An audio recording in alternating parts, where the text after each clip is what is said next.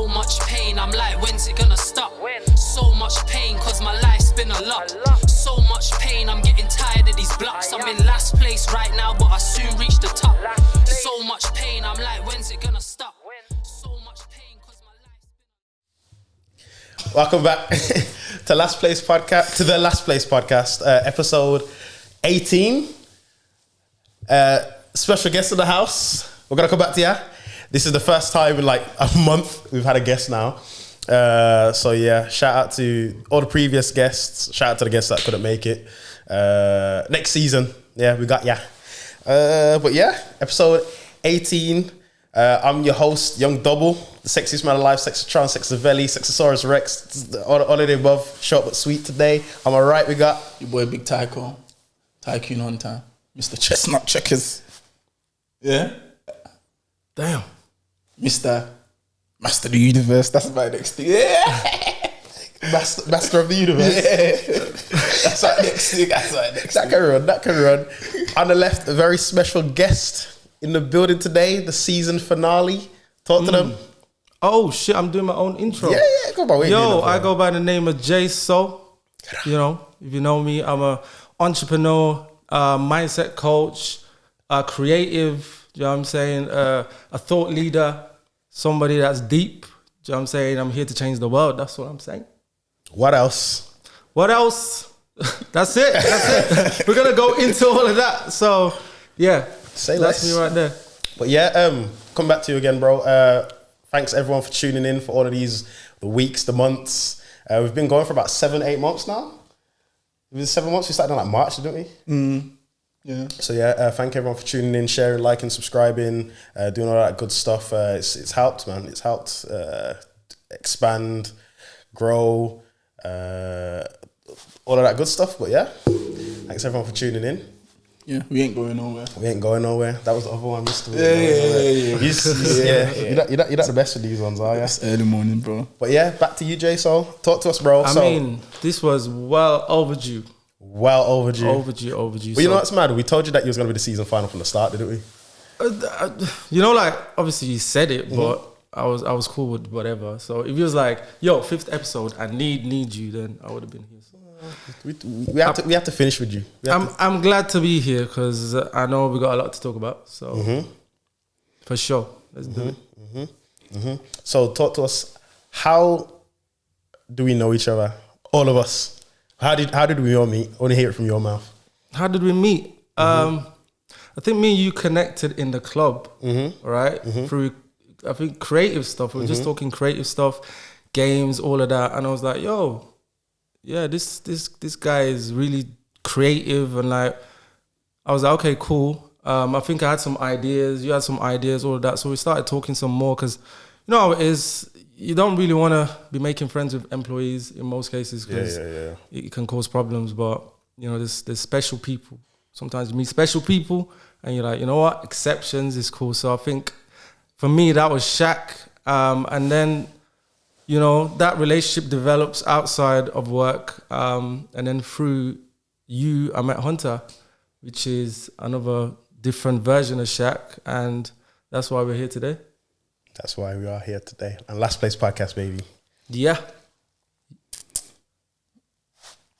So yeah, talk to us about how everything started then. Like what made you get to this stage where you're at now? You can just run through it briefly. I would say what I did in my teens was I was exploring a lot of options. So I was playing football, I was making music, and I was into business.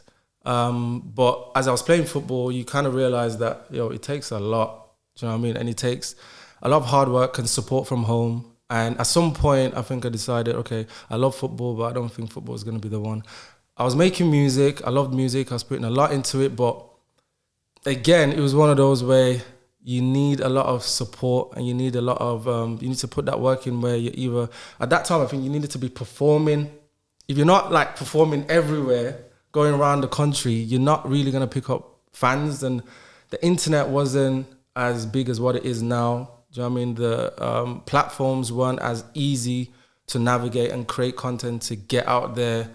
So I kept trying, but I think at some point I kind of gave up as well. But I didn't stop. I just, when you're like, okay, I'm not gonna be the next Chris Brown.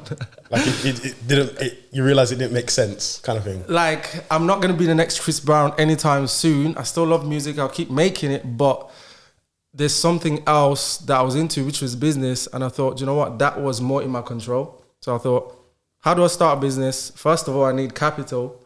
And I need to look for opportunities.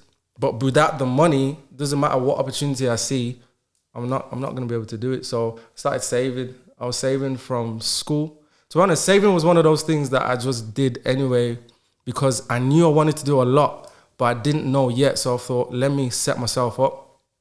So I was saving from school, saving from college, and saved at uni.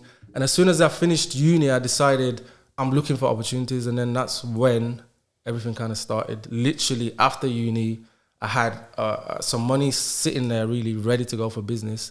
And then I met somebody that we're going to talk about and then just got into it from there. And I think I haven't stopped since, and that was since 21 really. So you actually wanted to be a baller, like a baller? As in a footballer? Yeah, no. I was playing football 4 times a week. I was playing for the school team. I was playing for a Sunday league team and a Saturday league team and going to the park and playing football. Like I loved football. I was playing football in Nigeria before I came. So football was definitely something that I wanted to do. Like I was really so when I see you on the weekdays and stuff and you're like, oh, I'm going to play football. I'm like, in my head I'm like, it's not JEISO play football, but it's the norm. It's been that way. 100%. It's been that way since like my mom would tell you to come home from school with patches on my shorts from falling over. Like literally have to change my shorts every month or something. Like break time was a time for football. It wasn't break time, it was football time. Kind of like similar to here, but in Nigeria, it's not grass. Do you know what I mean? It's like gravel. It's gravel and gutter. So you're all over the place and you're young and you're falling and you're sliding and everything's getting ripped.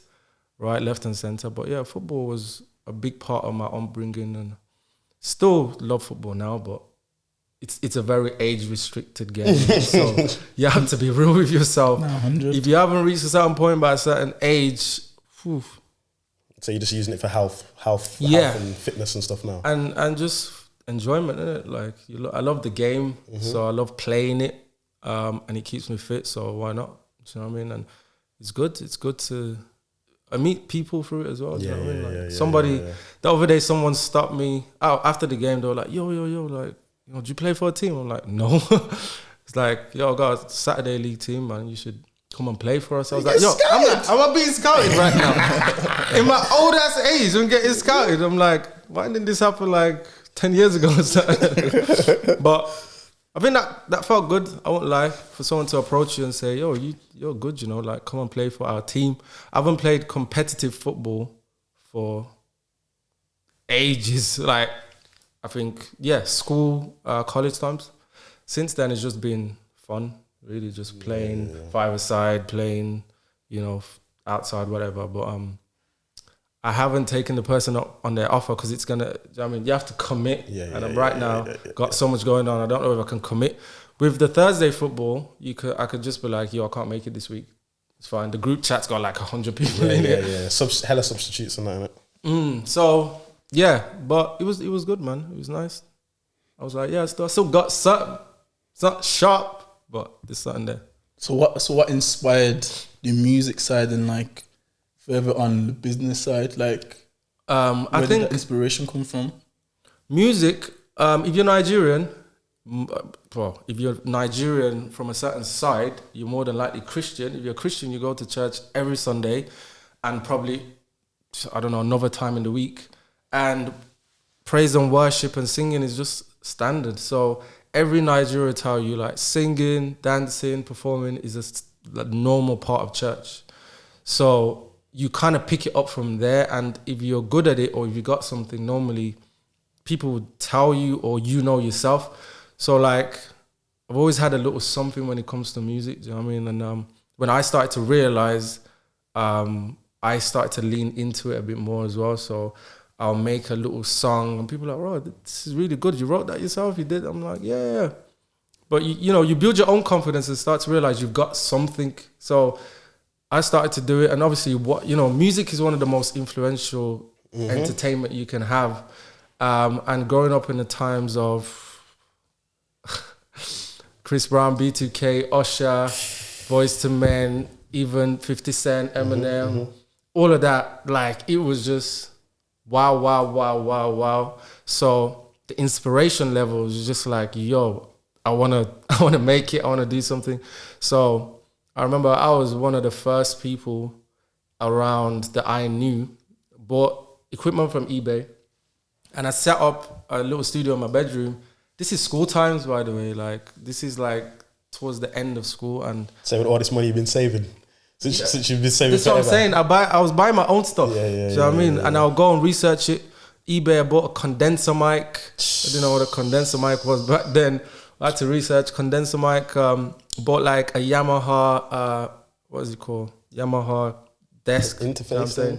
Nah, not even an interface. It was a all mixing. Yeah, like a mixing Yamaha desk with wires. It had phantom power, but that was about it. It had phantom power, and how else was I connecting it to the computer? I can't even remember. But you didn't have an interface with it now. I don't think I had an interface. I think it was through my sound card.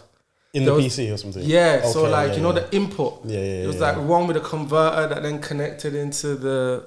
And how old was you at this point? Like 16 or something? Yeah, 15, 16, yeah. And then all my friends used to come to my bedroom. We used to make music. I used to think I was a producer and... Be on the boards like... the next Diddy, whatever.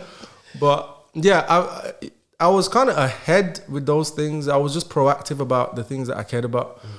I would save money, and those things were important to me. So I mean, if there was a wire that was broken, I would order it. Bluetooth, mouse, Bluetooth, whatever. Anything that I needed, I would just get.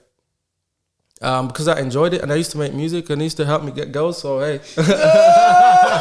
You woke me up with that one. What's this? Just go in the studio, you make a beat, jump in there. Yeah, so I had the catalog of songs. I would send it to friends. People would be playing it around. Never got to like Birmingham kind of levels where people were playing my stuff, but around my own circles and friends in school and that, people were playing my songs. But that was good enough for me for then. Yeah. But I had bigger aspirations. I started practicing hard, like doing like warm-ups every day, working on my vocals, all of that stuff. So you was singing in it? You was I was singing? singing like... He's a singer. Every day, I'm sure my mom was sick of me, like literally making mad noises. But I really got good, but then I kept pushing the standard so high that I couldn't even catch it. So even when I was really good, I wasn't as good as Usher, so I wasn't good enough. Like, I just kept pushing I wanted to be as good, if not, I was not good enough. And then I think at some point, it paralyzed me in a way where I made good music, wrote good songs, I just didn't want to put them out because they just weren't good enough for me. But time's ticking. Like, I'm supposed to be building audiences with this. You're supposed to grow. People are willing to watch you grow as long as you're willing to put in the work. But I was just like, nah, it's not good enough. Nah, I was a perfectionist. And I, even today, there's so much stuff I've got that no one's heard that I'm like, yo, you were good back then, man. You should have put that thing. Like, if I kept putting those things out, I could have potentially built something, whatever it was. But I did put a few out, but nowhere near. But this is the beauty of like music and like timeless music. If the music is as good as you say it is, you could either release it whenever, or you could give it to people and they can use it for like reference tracks and stuff like that, innit? So that's what I'm saying. It still has its like purpose somehow. True. You just have to give it purpose, innit? Yeah, for sure.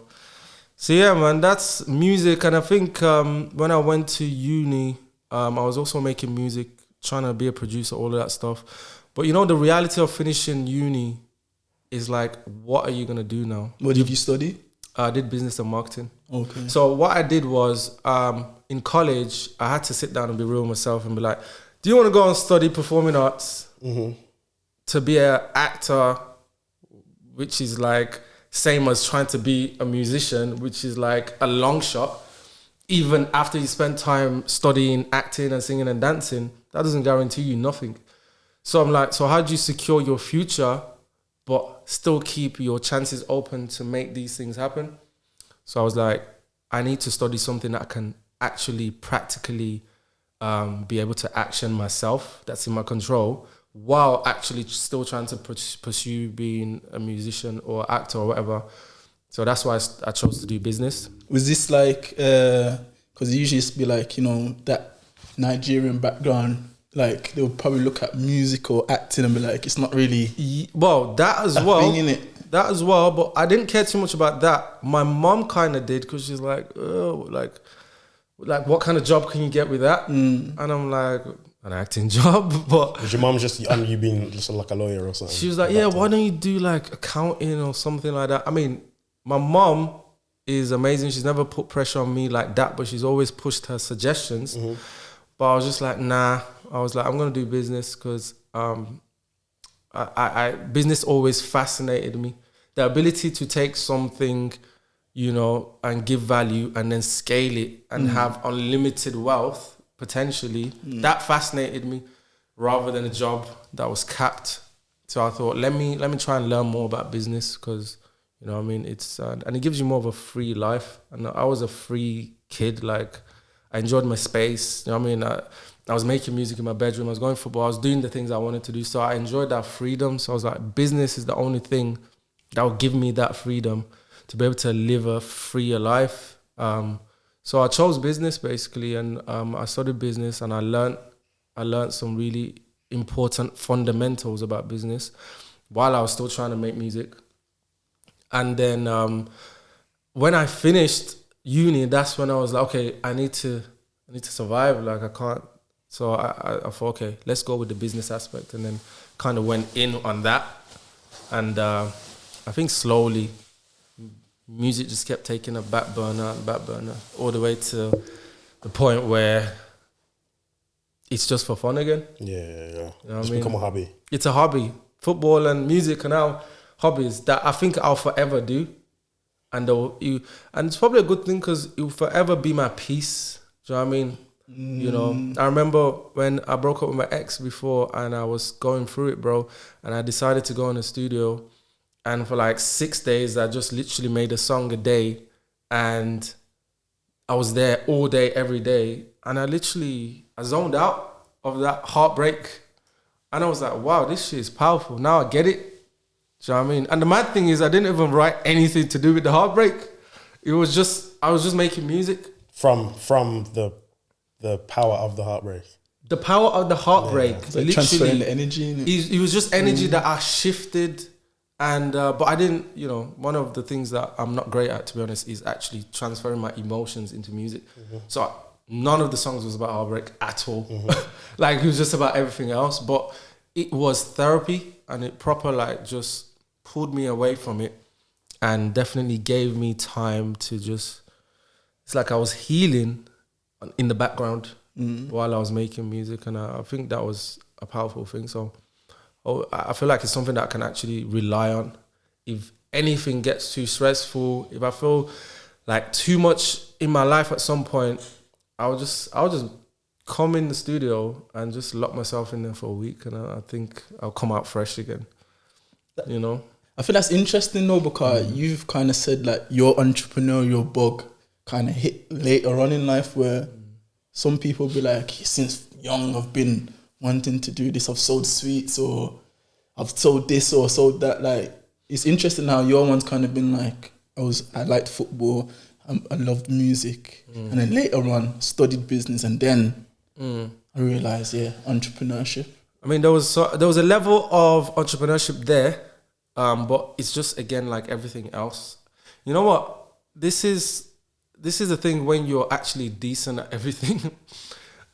So I used to make computers as well, and in my head I had a clear strategy. I'll make computers, I'll use them game, and then I'll sell them for like literally the same amount that I made them. Oh, okay, yeah. Or more, because, you know, nobody in school times knew how to make computers, but I was hanging around with guys that are 24. Do you know Do you know what I mean? 10 years older than me. And they were teaching me how to do it. They knew everything about cracking software, downloading, you know, gaming PCs, games, network and internet, all of that stuff. So they were teaching me all of that. So I'll either get them to make me one or I'll make one myself with them, and then I'll use it for like a couple months and I'll sell it to someone else that wants a PC, and I'll make £100 on it or whatever. And that was part of me saving as well. So stuff like that, I knew there's like some business aspect of entrepreneurship there, but I don't think I'd fully had the vision of me being a businessman at that time. Okay. I was just doing little, like, I was just Hustles, hustling. Yeah. Because again, if you're Nigerian, you know that hustle is standard because everyone had to hustle. Like, everyone in Nigeria today is hustling. Every household is hustling something because that's the only way you survive, because there's so much people there and limited opportunity. Bro, even if you're selling mangoes, it's a hustle, but every house is selling something. So I always had that in me, but I didn't ever envision myself as a businessman till I was going through uni and starting to think, okay, I'm coming towards the end. What am I going to do? And then I decided it was business, and then started kind of thinking, started to have that vision of myself, like, okay, I can see myself with business or, you know, exploring some opportunities or, you know, all of that stuff. So yeah, the actual action of it and the vision came later, but the practice in its infancy was happening even through school, just in bits and bobs, just not like, yeah, I'm going to be an entrepreneur. Just like, you know how it is, like you buy something, you know, I can make a little something. Well, if I do this 20 times, I get, Yeah. So so you'd say the seed was planted then, but it wasn't like, in the background it was kind of watered, but you got to a point where you realized, like, shit, like the seed existed. Yeah, existed. But the vision didn't. The vision was later, but the seed was there, You know, while others, the vision was there even as young. They're like, yeah, I'm gonna be a businessman. I'm gonna shut my life away. I'm going to sell so much and be rich off this, or I'm gonna whatever it is. So, but my visions was more music and football. That's what I thought I was gonna be a superstar. Even more than football was music. I actually thought I was gonna be a superstar. I was already like, imagining, cameras, girls, sold out arenas. Yeah. Yeah. You know what I mean? Doing. But everyone has a dream, innit? Everyone has a dream. A lot of people realize that sometimes the dream isn't what they thought it would be, and then but it will still be a dream of theirs. Yeah, because you might still get to go on stage, but it might not be for you. Yeah, it might be for like an artist that you're working with close by, or doing whatever you ended up doing in the future. Let's say you ended up doing business and marketing or whatever. You could be doing the business and marketing for the artist. So you still get to go onto the stage and live that kind of life, but it just wasn't through you. But there's always means and ways of doing it and stuff, innit? That's why I realized that I had to find ways to keep my dream alive. And in the future, like now, I would love to have a record label to develop artists and take them from, their upcoming stages to global stages. That I would love to do. That would feel like me still achieving my musical aspirations, even if it's through someone else. So that's still at the back of my mind to do. So if I can't do it, then I can help someone do it. And to me, it's still the same thing. That's how you keep your dreams alive. Same with football as well. You know what I mean? Like, in the back of my mind now, I'm still making small moves to potentially have a football academy in Africa. Do you know what I mean? Because there's so much talent there. So, again, living my football aspirations through them, finding talent, nurturing talent, and then hopefully getting them to come and play in Europe, or potentially starting a league, African league. You know what I mean? Hopefully I'm a billionaire and I can start stuff like that. Do you know what I mean? Because we'll get into that at some point, but why that's important. Yeah. But I'm glad that I indulged in those hobbies and activities, because even today, they're still at the forefront of my development. That hence the two things that I'm talking about: record label and football academy. You know, if I didn't have any interest in them when I was younger, I wouldn't want to do those things now. But because there was such a part of me, I know in the future I'm going to be part of those two things regardless. And hopefully I can help people with that as well. Do you know what I mean? I think that's something that I see with a lot of like successful people. Like when they get to a certain stage in their life, a lot of the things they do tend to come from like their childhood dreams or whatever. Like for example, like, you know, Shaq, the basketball player. Yeah. Like he's a DJ. Yeah. But so people will look at that and think, he's a DJ. Yeah. But he says like when he was younger, he was DJing. But now he's DJing in front of massive crowds and stuff like that. So Mum used to rap and that as well. I was got some cold tunes, blood. Yeah. I got some of this stuff saved on my Spotify and that. Yeah. Oh, it's on Spotify? Yeah. He had like albums with like top producers like DJ Premier and all of them things. got tunes with Biggie and that. Yeah. What? Yeah. Shaq was like, in terms of like black basketball and that, he was an icon and he was around all the hip hop crowd and let it be known he loved music and all that kind of stuff. So Damn. active I as have well. never known about his musical side. yeah, blood, he's got a tune called "You Can't Stop the Rain" with Biggie. I got that saved on Spotify. Cold. Okay. Cold. I'm going to search that up now. Make sure. So obviously, just before we got into this, like the football and the music stuff, business, you said that obviously you built like capital. What was one of the first businesses that you got into or you invested in or whatever? Oh, you mean when I started? Yeah. Well, a club. That was the first one? The club was the first thing I ever did, yeah. Which club do you have to talk? Let them know. So after I finished uni, I met Leon in the gym and we connected actually on music. So we went and made 1 or 2 tunes together and then was talking business and then he was telling me about some other ventures he was doing. Sorry, this is Leon Extra, by the way. Leon Extra, he's been... Shout out Leon Extra. Yeah, so he then told me about some ventures that he was doing with events and stuff, and he was just like, you know, we could do something, and I was like, actually, this is perfect. I've been saving my whole life for this moment, and I was like, I'm in. So literally just like that, we ended up opening a club like less than a year after that, and the whole thing was to take the events that he was doing, put it into a space that we own and manage and make double money. Because he was making money from events. It's like, but the clubs make money too. So if we can find a club, we'll make money on the event and on the club. So What was the name of the club? So the club was called Tiba, True Entrepreneur Bar, which was True Entrepreneur is like Leon's slogan for his life, for him, which is a powerful thing. And we went with that because he was the person that was doing the events. So yeah, Tiba, it was like revolutionary at that time. It was like 2 young black boys, Birmingham, literally something that's never been done before. Opening a club, getting it busy and making hella noise. And that was special because the way that people were talking about it and looking at us, I was thinking, damn. Yeah, I mean, I was 21. I think he was, you know, a couple of years older. So we were literally young. And when I think about it now, if a club opens and you're like a 21 and a 25-year-old open a club and it's the hottest thing in town, I'll be like, even now, I'll be impressed. You know what I mean? 100%. So it's now that I'm realizing how impressive it was. But I think the impressive part isn't that we were smart. I think it was the guts for me. To be able to take your money and put it on the line for what you believe. I think that was what was special about it at a young age. Yeah. You know what I mean? That's why my risk tolerance right now is like non-existent. Forget about it. Non-existent, bro. Trust me, I know. I've been risking since 21, so you know I've been losing and making and losing and making. So at some point you become insensitive to risk. You was ready for this crypto bull run, fall crazy nonsense at it. Oh my God! Yeah. Me and JEISO seen some highs in our lives on these crypto things and seen some of the lowest lows, blood.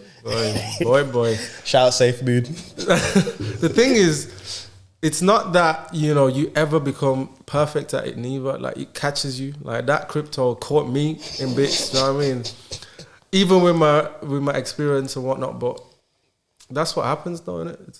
You know, you still need to be brave enough to take the step to actually, you know, put your money on the line.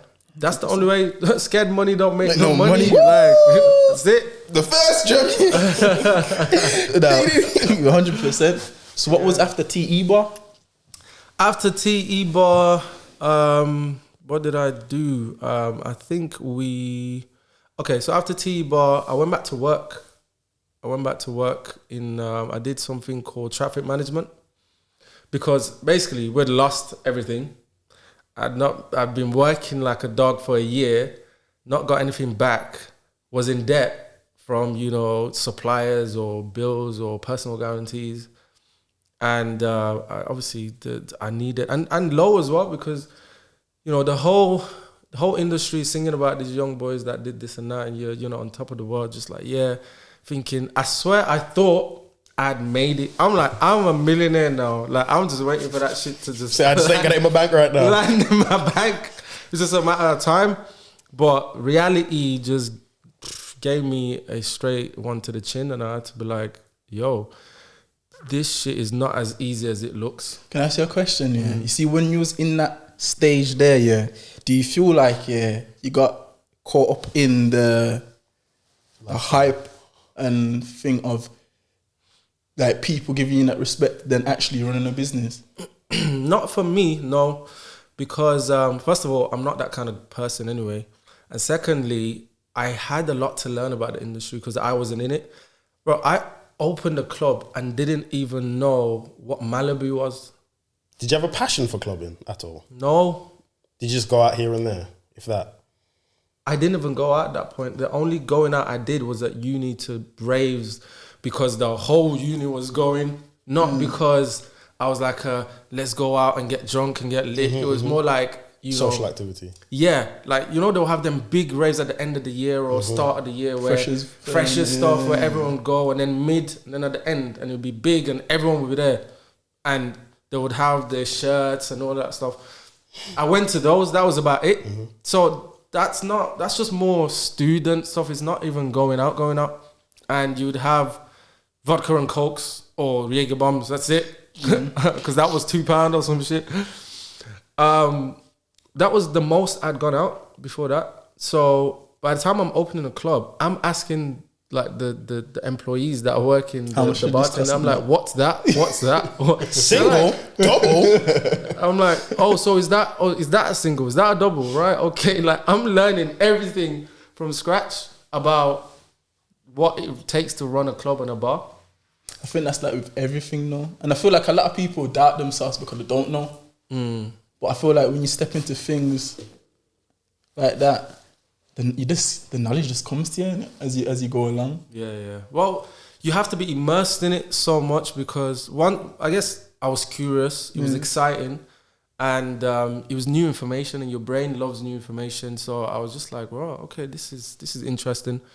But I didn't get caught up in the lifestyle because I didn't even understand it. It takes a while before you realize what's really going on.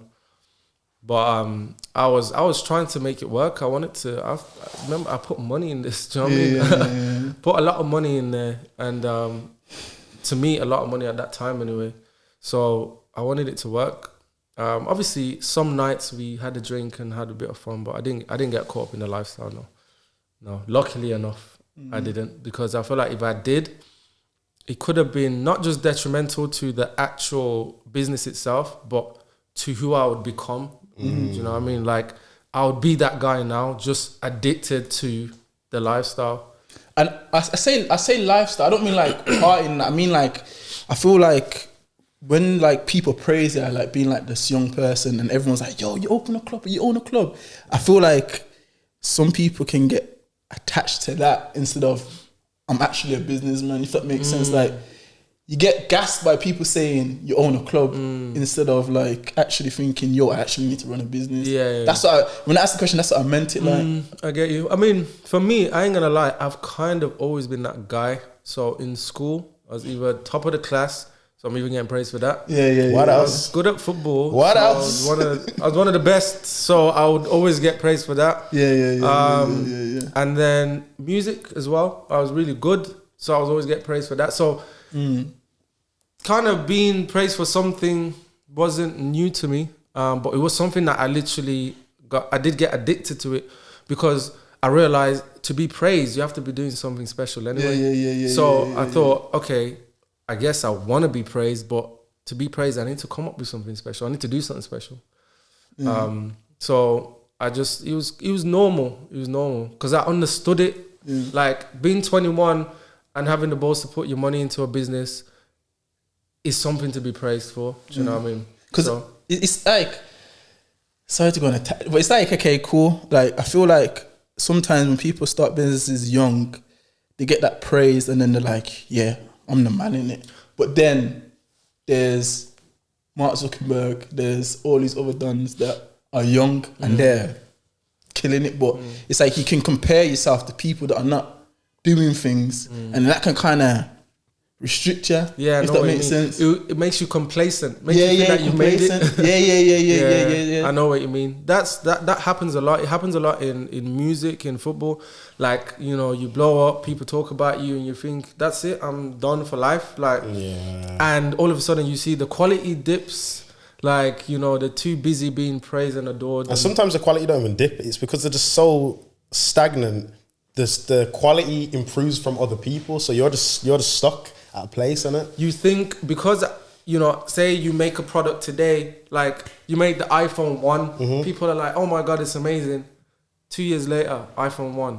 5 years later, iPhone 1. Meanwhile, Samsung have done 3 different phones and developed it, right? So if that's, in this case, it's more of a craft and a mindset and a skill. If you're not developing your skill because you think, you know, at this point, I'm producing great work, but, you know, a year later, time moves and your great work needs to go to the next level too. But people get stuck receiving all the accolades and all of that stuff that they forget, I have to keep growing to stay ahead of the game. If you're not growing, you're dying. Do you know what I mean? And that's one thing I've learned. If you're not going forward, you're going backwards. There is no middle part. If you think about it, right? We were speaking about this the other day. If we're walking and you start walking, you're going backwards. Even if you're not walking backwards, like naturally, because of you guys are walking forward, that means I'm going backwards. Just because of natural advancement, innit? Exactly. Life always gonna move forward.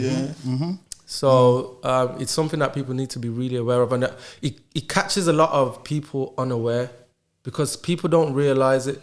But you know, you have someone who's cool, working hard, till they get exposed to this different level of clout energy, and it destroys them, their mindset, and they don't anticipate it and they don't realize it, and boom, they're just like caught up in their own little world. And before they know it, they're like, oh yeah, shit, I have to catch up.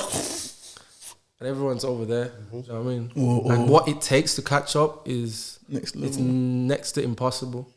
How many people you know come back? Facts. It's some deep stuff, man. It's some deep stuff. Or you can be in that position where it's like you question yourself and be like, am I actually running a business? Or I'm just surviving off clout. You know? It's an interesting one. But like, what? So what did you do after TE board? Yeah, so I went back to work basically. You know, after failing and getting depressed and whatnot, I went back to work in traffic management. Basically, all the diversions. You know, all the people that annoy you every day. You go out, this road's blocked. That was you. Yep. Sorry. That was us, bro. I remember your face. I remember we blocked your road once. You made me go the long way. Yeah, that was us at night while everyone's sleeping. We're out here blocking up roads, wearing high vis and helmets and putting cones out there. Sometimes working on the motorway as well. How was that for your ego? Do you know what? I'm a humble person. I was brought up humble, and I come from real humble beginnings. You know what I'm saying? So, it didn't hit me that bad, but it did. But it only hit me with the people. It did hit me, but not bad. Because, you know what I mean, you're human. But in your head, was you just thinking, I'm gonna get back. I'm gonna save all this money, and then we're gonna go again? I was like, you know what? I'm young. I can grind. I can do it. I believe in myself. You know what I mean? I'm gonna save up enough to go again at something. You know what I mean? You have to just keep trying. So I remember being in vans with some of these very working class, you know what I mean, people, and telling them my big ass dreams, and they're looking at me like I'm crazy, bro. Like, we're out here working for £7.80 an hour, and you tell me how you used to own a club, yeah. I can imagine that, man. You're telling me you're about to start some next big thing. He's about to take over the world. It's such a J, yeah. I swear down. I'm like, oh yeah, mate. That sounds good, mate. Sounds good. Yeah, mate. Yeah, Like, go pick up the codes though. But, exactly. But anyway, you know what I mean. But you know, I think talking about it kept me alive. Because I had to. I believed it, and I had to keep telling myself it and telling others it. Because if I didn't talk about it and I forgot it and I got lost into that working class world, then You're doing Cones management and that now, innit? Cones management. Sorry. Shout out all the traffic man. Yeah. Shout out the Cones. I know. So You stand over there. oh gosh. Traffic management. Sorry. Yeah. So that was interesting, but I liked it because it was very simple. It was simple, and most of it was, say you close a road. You know, sometimes you just sit in the van and man it to make sure that people will come and be like, oh, what way do I go? Yeah, you go that way. Or, yeah, sorry, you can't go this way. Or just make sure people are not going to come and move cones and go through. Mm-hmm. So if I come and start work and I, put the cones, we set everything up, and I'm just sitting in the van for the rest of it. So would you say it gave you a lot of time to think and plan? 100%. Thinking, watching videos, listening to stuff, just growing while I was thinking. I was daydreaming about, what I was going to do next. And just planning your way out, innit?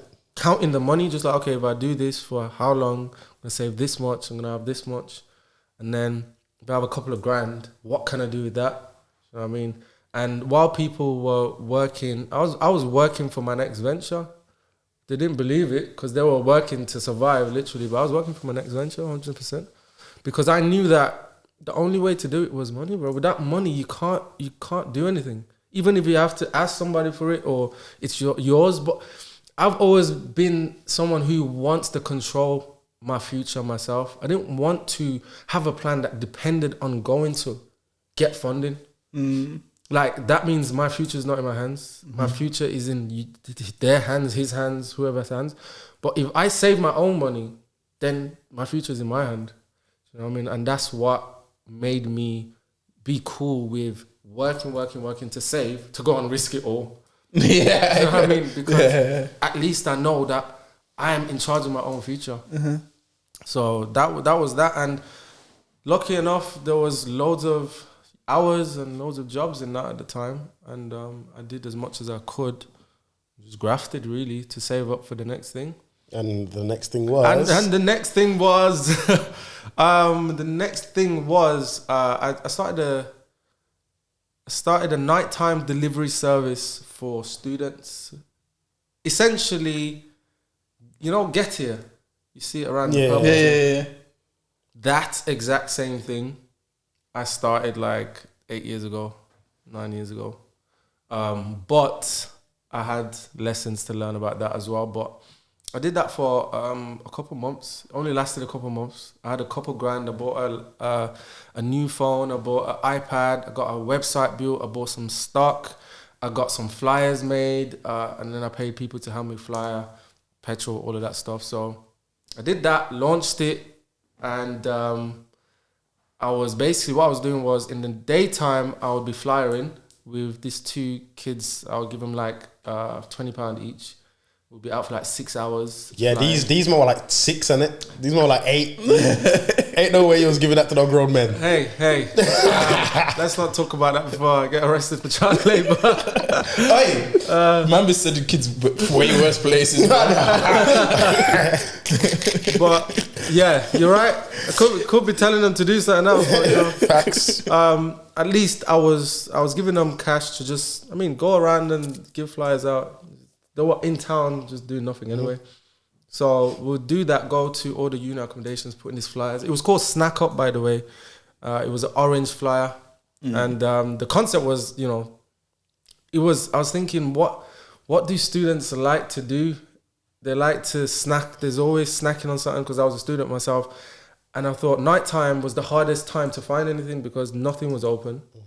And they like staying on campus. And if the shops are closing at 10, that means students that staying up till 5, where are they getting stuff from? And that's So the I regular thought- case. The students don't go sleep. They don't go sleep. So I thought, snack up. That's what I called it. So basically, I had a website and I had all these snacks on there. I even had doner kebab and chips on my website. He's making any kitchen. Serious, nah. I wasn't making it. I was going to buy it. So you're drop shipping. Drop shipping. That was it. I was drop shipping. No, initially though, I bought stock and then I realized, I could drop ship this from the shop. Like, so. Facts. Nah. You could just go to like a 24-hour Nisa, buy the stock, then I found upsell the it. cheapest shop that had the cheapest everything. I found the cheapest shop that sold doner kebab and chips for like £3, where everyone was selling for £4 or £5, the large one, and then the small one for like £2. And I'll put it on my thingy. Large was like £6, £5, and then Plus small, delivery and that, innit? Yeah, plus delivery. And then if you bought £10 worth, I'll deliver it for free, whatever. So I did that, and I was getting like 7 orders a day. Not a lot, but for me, having an idea and then putting it into action and then interacting with customers, phenomenal.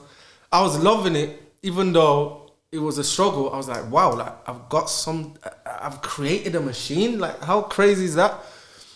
For people, for a message to come up on an email saying, this, that order and total and address. And I'm like, right, keys, time to go. And I'll go jump and I'll go to a shop and buy what I need to buy, go and deliver it.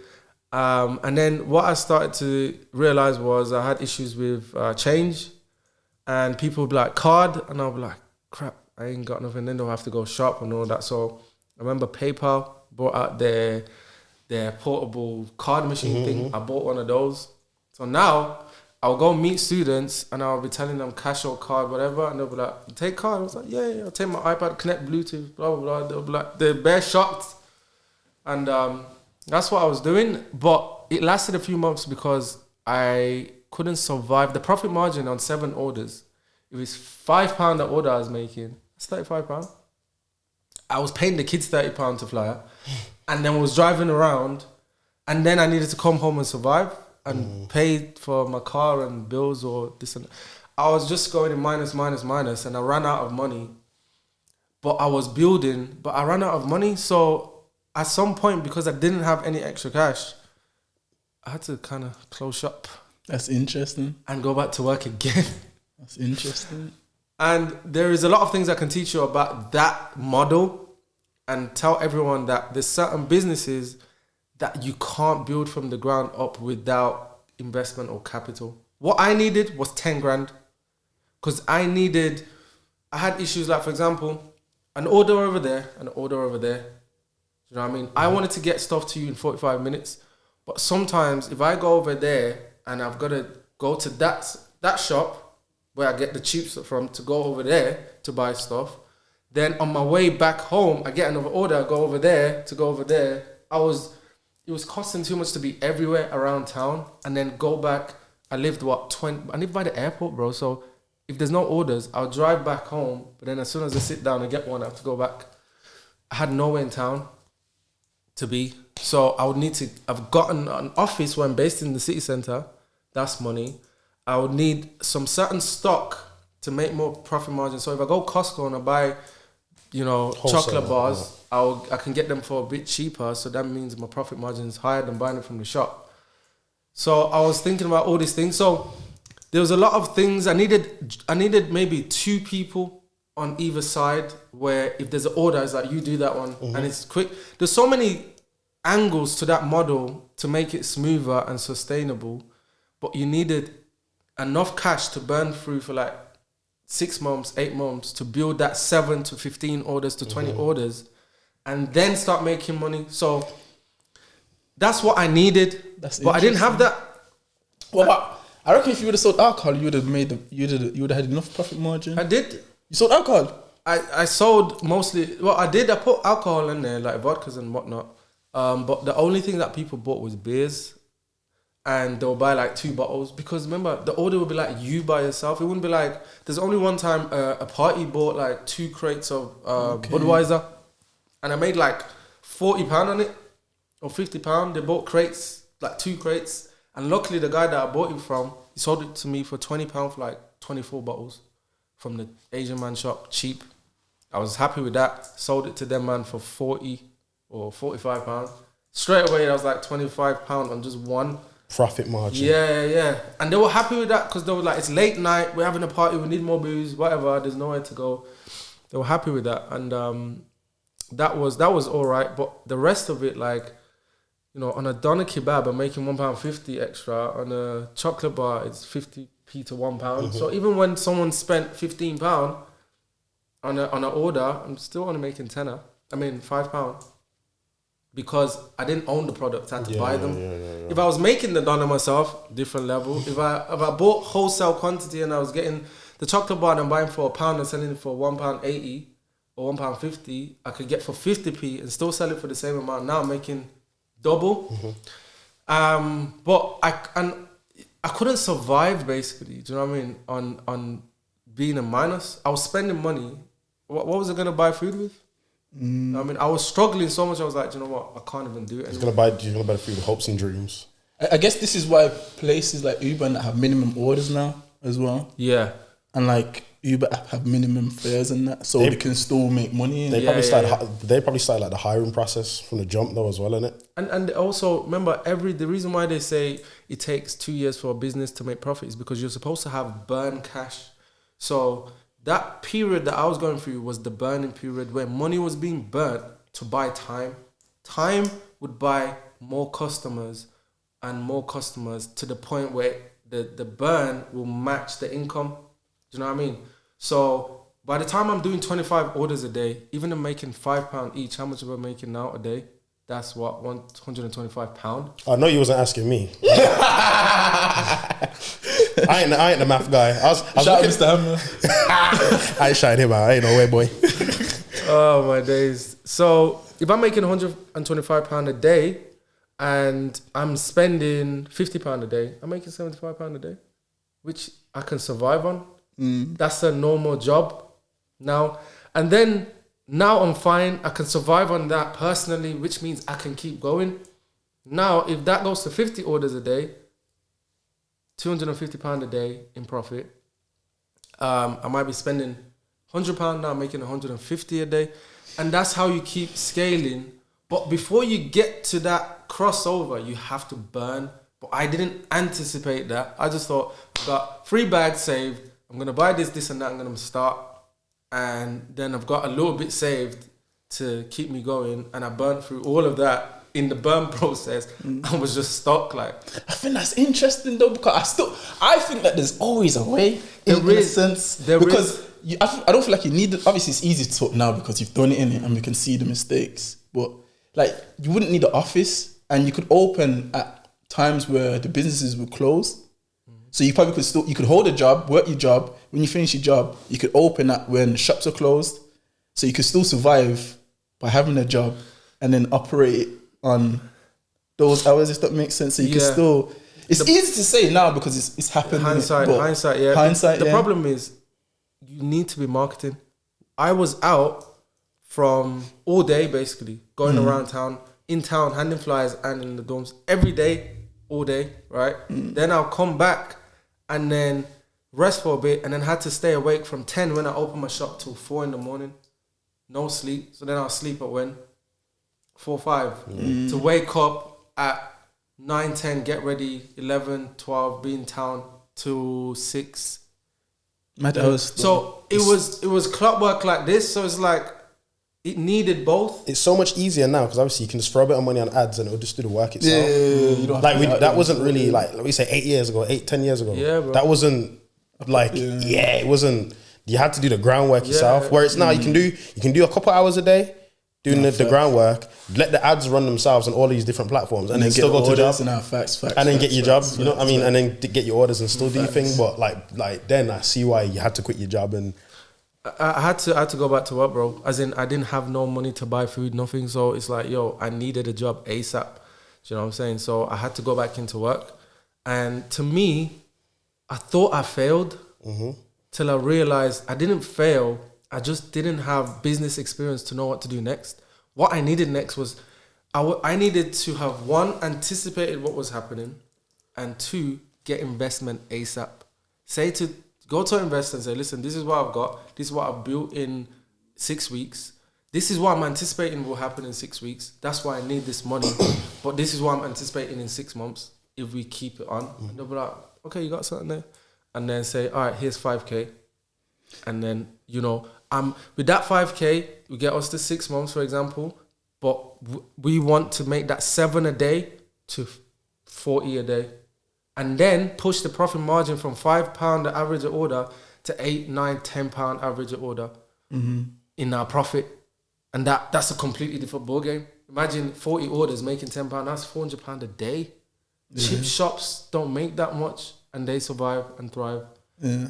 Or good chip shops might make about that. You know what I mean? And people be having big houses and supporting their families on that. So it's serious numbers if you get it right. Do you know what I mean? For 30 orders a day making £10 an order profit, £300 a day. Yeah. You know what? Because I watched a video the other day. Yeah, I'm talking again, but I watched a video the other day. But the guy was like, I'm not going to say who it was, but the guy was like, always, when you're starting a business, always find a way to do it for as cheap as possible. Because I feel like, and I feel like that was good advice, because I feel like when you look at it like that, you'll find ways to always start something quick in it, if that makes sense. It's like even for the podcast, for example, we've done it in the cheapest way possible, innit? Like we could have waited, but like I feel like I feel like if you go into something thinking money, you're gonna always feel like you can't start without that money. Yeah, but if you think I can start it based off zero, you're gonna find ways to start it based off zero. If that makes sense. Of course. Yeah, it might not be perfect, but the main thing is to start, because you learn more on the job. Yeah, do you know what I mean? And you also attract more on the job. So while you're doing it, you attract people. People see potential. I want to invest. I want to be part. I want to help you. All of it. Not how is people gonna know if you ain't starting nothing? Yeah, you know what I mean. But if you start, even if you start it literally in the back of the car doing it, people are gonna be like, okay, like, yo, I love you guys. Yo, do you guys need a space or something? Because I've got a spare. All of a sudden, you got somewhere. Yo, I love what you guys are doing. Do you want hoodies and jumpers? Because you're looking cold in that car. Yeah. People actually if you're putting out good content or good products, you attract help. 100%. And knowledge. And then you learn about what you're doing. And then you also action things that will help you improve. And then all of a sudden you're like, damn, yeah, like you get to actually move, because you become a living thing. Like it becomes a living thing. And any living thing pulls in data and information. And as long as you can look at data and information, you can make decisions and grow from that. So and I think another thing that the person said was, a lot of people when they do businesses, they spend money on things that don't make money, and business is about making money in it. And he says if you go into it with that mindset, okay, I'm gonna start this from zero, or I'm gonna start this in the cheapest way possible, and you think, okay, I'm only gonna spend money on things that make money, it's a whole new business model in it. So I just think, right, obviously you're talking about your story, and I'm just thinking, like, I'm just trying to relate it to that, and I'm thinking, okay, cool. Yeah. If that makes sense. I learned so much after reflecting. In hindsight, I was like, wow. Now I can tell you that because I know exactly what I should have done. I know exactly what happened. And if someone's starting something like that, I know exactly what to tell them. And even if I'm starting something like that, I'll be like, okay, I know exactly. At that time, I was just thinking, if I do this and do this, I'll make this much. Now let's go and try and get it done. But I realized that you can't just get 20, 30, 40 orders a day. That's the thing, off the cuff. It's beautiful and it's sad, but it's more beautiful than anything, because you're like the sacrificial lamb. You had to get thrown around and hurt and take losses and realize things weren't going to plan and stuff. For like me and Hunter, so you can be like, yeah, I wouldn't do that. I did this 8 years ago, and it's not going to make any sense and all that stuff. You know what I'm trying to say? It's cool, man, because everything is, if you don't get the monetary value, you get the knowledgeable value, and it's valuable to me anyway, even if it's, I don't get to give it to you, it's valuable to me, but being able to give it to you as well makes it even more valuable. So it's fine, because I think when I look at the last 10 years, I just imagine everything that I've spent was like a master's in life. Like people be out here spending 30 grand, 20 grand to go and do a master's. Well, I spent it on life. I've got a master's in life. So how's about that? Do you know what I mean? And I had to tell myself that to be like, you know what? It was not a waste. Do you know what I mean? And I've got real-time information. I don't have theories. I don't have, something in a book somewhere that somebody said about something. I have real life, metrics. You are the book. Yeah. There you go. I'm the book. Book of J. I don't think you can teach entrepreneurship. Genesis. I don't think you can teach entrepreneurship. I think it's all about real life experience. I was having this conversation yesterday or the day before, actually. But the person was talking about entrepreneurship is there's a certain amount of it that's natural that you can't teach, and you can't psych yourself into it or brainwash yourself into being success. It's almost there's a natural element to it. I disagreed. I disagree as well. I feel like anything can be learnt.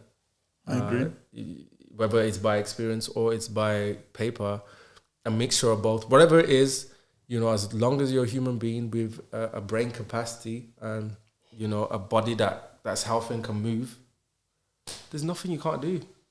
Nothing you can't do. You can't tell me entrepreneurship is natural when that's a man-made environment. Do you know what I mean? Our civilization today could be completely different.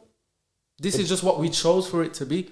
So there's no way that it can be natural. But do you believe things like drive can be like developed? Or like, when I mean drive, I mean like some people have more drive than others, but then I feel like sometimes it's like a gift.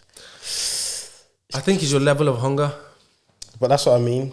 So if you're like people that ain't hungry, this is kind of like the same thing, isn't it? Like if you're not hungry naturally, let's say everyone can learn to be entrepreneurs and stuff, but then they might just be like, yeah, it's a little thing I'm doing or whatever. But then if you're hungry and got the drive, your level of entrepreneurship will be a lot heavier, a lot bigger. Yeah. There's levels to entrepreneurship, I think. First of all, it's the ability to take action is the first part. That's the first part of entrepreneurship. And then the second part is the ability to stay in the game, which is your mental state. Because losing 30 grand can make you curl up in your bed for a year, get depressed, or it can make you say, you know what, fuck this, I can't be defeated, I won't be defeated, I'm going out there and I'm going again. So that's mental state. And then the last part is your ability to actually learn and fix issues from what you've learned. Do you know what I mean? So if you've got an issue, how do you approach it? That's a skill in itself that you do. So those three things are like the main if you can do those three things, you're an entrepreneur. You can take action, you can manage your mind from caving in and stay in the game, and thirdly, you can learn and apply. And it's normally problem solving. That's all we do. We find problems and we solve them. I think one of the biggest things is to be able to focus on your vision. Like you could, let's say your world's collapsing, but still have that vision of like the perfect world. That's not, because like to lose money, and to be broke, or to be running a business and it's like you're not making money, to still have in your mind like, yo, this business is going to be successful. That's a next level type of mindset you have to have. Exactly. That's what entrepreneurship is. Exactly. I get stressed when I lose £10 on something stupid, bro. Facts. Exactly. This is what I'm saying. And to even start another business knowing that your previous one failed, thinking that it's going to be a success, that's mindset, bro. That's like I think that's the most important thing. Yeah, I think that's the most important thing. 100%. 100%. So that's obviously the midfield player. That's why it's the second thing. It's literally sits in the middle, because you wouldn't even get there if you didn't take the action. Do you know what I mean? 100%. And then even when you're staying in the game, you can stay in the game for 100 years, but if you keep making dumb mistakes, you ain't going nowhere. Do you know what I mean? If you're not learning how to approach problem solving, you're going around in circles. So it's like, okay, you're tough enough. It's like someone that can take punches but still doesn't know how to punch after 29 fights. Yeah. You're getting last night, innit? You're getting battered everyone and you're coming back like Braveheart, I love it, but you still ain't learned how to punch someone. Exactly what I was saying last So night. so you're just a punching bag for the game. You go around in circles. So you still also have to develop your problem solving skills. 100%. And then so it's that loop of I take action, I'll stay in the game, and I'll stay in the game long enough to learn, scope, and then apply. Execute. You know what I mean? Because even when you think of like why I think the mindset's important, and I can see it being important, because I was thinking about this the other day, like the person that invented a car, the person that invented like the airplane, let's say Mark Zuckerberg building the metaverse, Elon Musk saying he wants to fly to Mars. Those are not like, you can't, that your mindset to want to do these things is beyond normal, bro. Like, because you get everyone you speak to is going to call you crazy, number one. Like, unless they're on the same sort of frequency as you, but like, that's like a whole, like people don't even believe they can start a clothing business. But you got man like Elon Musk talking about I'm flying to Mars. But that's what the execution's like probably even more important. Or because it's like, I can say I'm going to do everything. I can say I'm going to fly to the moon. I can say, and people are like, yeah, do your thing, you know, whatever. A million people can say that. But until man see me on Instagram with my jet. And working with people working with the engineers and that. That's when people are going to be like, raw. 100%. Well, I mean, put it this way. I'm not in your head. You're not in my head. Yeah. The best way for me to know what's in your head and what's in my head is what? Action. Execution. Yeah. Well, but even before that, or the first way before you can get, because not everything can be action straight away, but the first way is what? To speak and to communicate it. Yeah. But that's like not clear enough. Like you can still never see it. You can I can just say to you, oh, I have this vision, but that vision, you can't see that same vision that I can say. I can only describe it, but words can only do so much until I take that vision and manifest it into actual reality. Then your eyes see it, and now you can see it, and now you believe it, because the words are just going to be 10% of what I'm trying to show you. Whatever I'm telling you is only 10% of what I can describe with the English language, because the mind is too infinitely sophisticated for the details, for my words to be able to describe what I can visualize. So that's why there's this mad gap of people not being able to see each other's visions. And I get it. It's actually normal, because how else can you describe to me in perfection what you can see? You can only give me the best with the words that you have. And if I can't see it, I can't see it, not because I don't want to see it, but that's the best. Until you show me.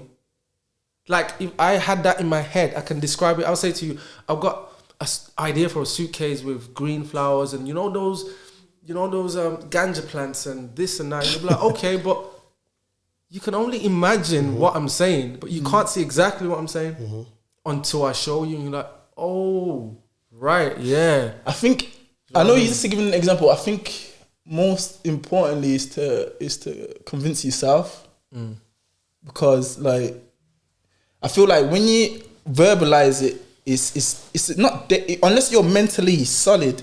It's a risk you're taking, because a lot of people verbalize their ideas to the wrong people, and then what they get back is like doubt, and then they now think that they can't do these things. So I feel like convincing yourself about what's in your head is possible. Is the main thing, yeah. Is the main thing, innit? Yeah. Because like I was giving the example with Mark Zuckerberg and Elon Musk, like you can't really. Who can you convince that? Yeah. You're gonna do these things too? There's 3 levels again, yeah. I would say the first level is believing in difficult things. In believing that doing difficult things can be done. Something's difficult, but it can be done. So we all know what it is, but we're like, oh, but that's difficult though, cool. Believing in the impossible. So it's like, oh, I get what you're saying, but that's impossible, bro. You can't do that.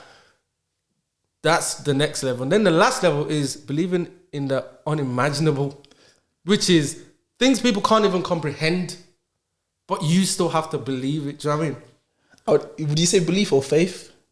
No, believe. So I'm okay. It's a mixture of both. Yeah. But mostly belief, because belief has to be you, and faith is the the God and universe and something else like luck or whatever that's helping you as well. But the belief is you. So, do you feel like you create the belief through your vision? Yeah. 100%. By seeing it in your head? 100%. I have to believe that in something and then add faith to it. Because if you go off just faith, you can't go just off faith, because then you wouldn't speak about it like it's real and possible. You speak about it like a airy fairy. Like it might happen. I mean, I think it can. I hope it. I have faith it will. Mm-hmm. But no one's. People need confidence. They need you to believe it. You know what I mean? Mm-hmm. So belief with the cream on top of faith. That do you know what I'm saying? Like that cherry on top of faith that just solidifies it. Do you know what I mean? That says it's my physical and my spiritual self that are working together as well, not just my physical self. Yeah. There's a spiritual thing that's also helping me, but I know that that's difficult to believe. So let me still have a solid base of my own belief, so that you can feel and that you can see, you can feel it. I think you solidify the belief by visualization. Yeah. Because you believe what you can see in it, but you can see things clearly in your imagination if you think about it long enough in it. And that's how because it's like once you see it clear enough in your head, you believe it's real now. Not all the time, but yeah, it's part of it, 100%. I'll say belief is a choice, and that's it. Belief is a choice, because trust me, you can listen. People are sitting there and they can visualize themselves being millionaires. And they're like, but do they believe it? No. Yeah. You can visualize yourself being a millionaire, but anyway, back to Tesco I go. Because I don't believe it, but I can visualize it. I can visualize myself playing football, being winning the Ballon d'Or. Do I believe it though? That's a choice. And it's the day that I choose, do you know what? I can do it. I believe it. That choice. And the bad thing is, you can't teach that choice. It's like, it's a self journey. This is kind of what I was talking about before, isn't it? Like with the whole, what was he saying? Not faith. What was it? What was the talk about again?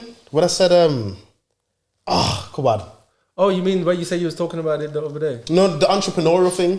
You know, like it can be taught, but then there's that certain level of what, like natural thing. The natural ability of just being like, this is it. Okay, I get you. The natural ability and it being taught. Yeah. I feel like belief can be developed though, because you can tell someone can tell themselves a lie long enough to where they start to believe it. Yeah, they can. Yeah. So I feel like it's obviously the actions is 100% important, but I feel like if you're clear enough and you're concise enough and consistent enough for long enough, you'll start to believe. 100%. You will. But even that belief, there comes a turning point of choice as well on top of it, where when you start to believe it, you have to accept that. You know, like, Do you know what I mean? Like, that acceptance of it is that choice to accept that. I actually believe this now. Yeah. So, but there's a point where it clicks. That's what I'm saying. That click for me is a choice. But some people don't need to do that, bro. Some people can actually just believe in something and make a choice to believe in it with full confidence. And but that it's a skill in itself. Like, for example, when you are successful long enough and your actions bring you the results that you need for long enough, the next thing you want to do, you don't need a whole year of visualization. You just believe it. Because you've trained that intangible muscle into submission, where you can now just say, I believe it, and believe it, because you believe in yourself from your track record, from your consistencies in the past. You know what I mean? Like, I don't think Ronaldo goes into a game and doesn't believe anymore. He knows himself so much now that any game now, he just believes he's going to score. Even if it doesn't, he just believes he's gonna score now because he knows he doesn't have to keep like, you know, give me a couple of days before the game to come to terms with it or whatever. But yeah, but if you don't have that though, then you might need to actually visualize for a while and add those synthetic achievements. Do you know what I mean? You have to give.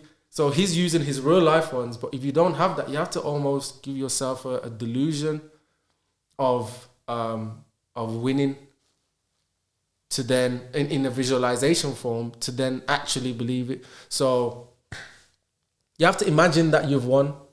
Like, say it's your first fight in boxing, you have to visualize that you've knocked bare man out, that you haven't, just to believe you can knock this geezer out here.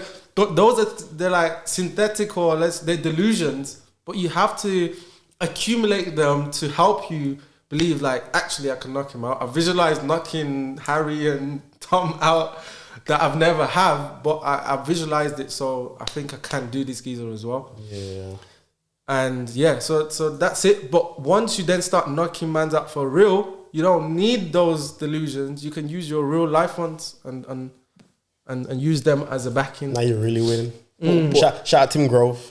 Tim Grove. Like, yeah. I that's another conversation. Yeah. All right, let's keep moving. So you're go on. No, I was gonna say, so after the snack up idea, you went back to work. What was next? I then decided to work with a friend of mine who was doing rental. He's like an older guy. He was doing sound and light and visual rentals. So festivals or events, he would come and install speakers and all that stuff. He was by himself. He had a lot of equipment. He was like, yo, come and help me. There's money to be made. This and this and that. And I was like, okay. So I came, started learning about the audio visual, industry. And about speakers and amps and processors and, different type of audio visual equipments, and then helping him do inventory, putting things on eBay, going to buy stock from bigger companies that, was... So it was actually like selling them? It wasn't just like renting? Buying, selling them and renting them. Okay, yeah. So I was helping him do that. I had no clue what I was doing. I never knew anything about it, but I just needed... it was an opportunity to be part of the business and help him build it. He didn't know anything about online, about eBay, about having a website, about managing that. He was very old school, them ones. Just about knew how to use a freaking smartphone. So that was the value I was bringing. So I was do the inventory, take pictures, put them on a laptop, put them online, research literally all of that. Do you know what I mean? Reply to the messages. Then he would teach me about what things were, the ampage, the voltage, the sizes, the speakers, the size, all of that stuff. So I learned about all of those things and started working with him. And then, but then, again, I figured out that, some people are difficult to work with, and he was a difficult person to work with. And at the same time, Leon had a different idea again. And basically, I just dropped out of that and jumped back with Leon to do the next idea, which was to open a dessert parlor in Leicester. Oh, so you helped with that? Sorry, in Worcester, yeah. I was there, man. Sit down. Yeah, from day one, we went, viewed the place, and then, just set up the whole thing. Branding, chairs, food. Well, not food, but it was basically waffles and ice cream. And Sundays and all that stuff. At them times, the only one that I knew in the UK was Heavenly Desserts. Swear down. So it was like, we need to get this to Worcester somewhere where, because I think there was one or two, but it's crazy because we thought that even that was enough for Birmingham. So we thought we needed to go to Worcester. Worcester's 5 years behind of Birmingham. Everything. Old school up there. So when we went and took that there, they were just like, what is this? They're like, it's a cake shop. Oh, let me go and buy a cake. And they're like, can I buy whatever? And then you're like, yeah, it's going to take 20 minutes. They're like, what? For a cake? Like, I just wanted to buy a cake. Like, no, it's a sit-down meal. Like, and they didn't understand it. So then they'll walk out and then they'll be like, we'll come back. Then they'll come back and then some days we'll be busy and it'll be 40 minutes, 45 minutes to wait. And they were just pissed because like, just to come and eat some cakes. I'm like it took time for them to understand it. And I still didn't think they understood it still. But again, you know, things happen with that as well where hindsight, you know the answers. But during that, you know, it's difficult to see. And that came to a halt because we crashed.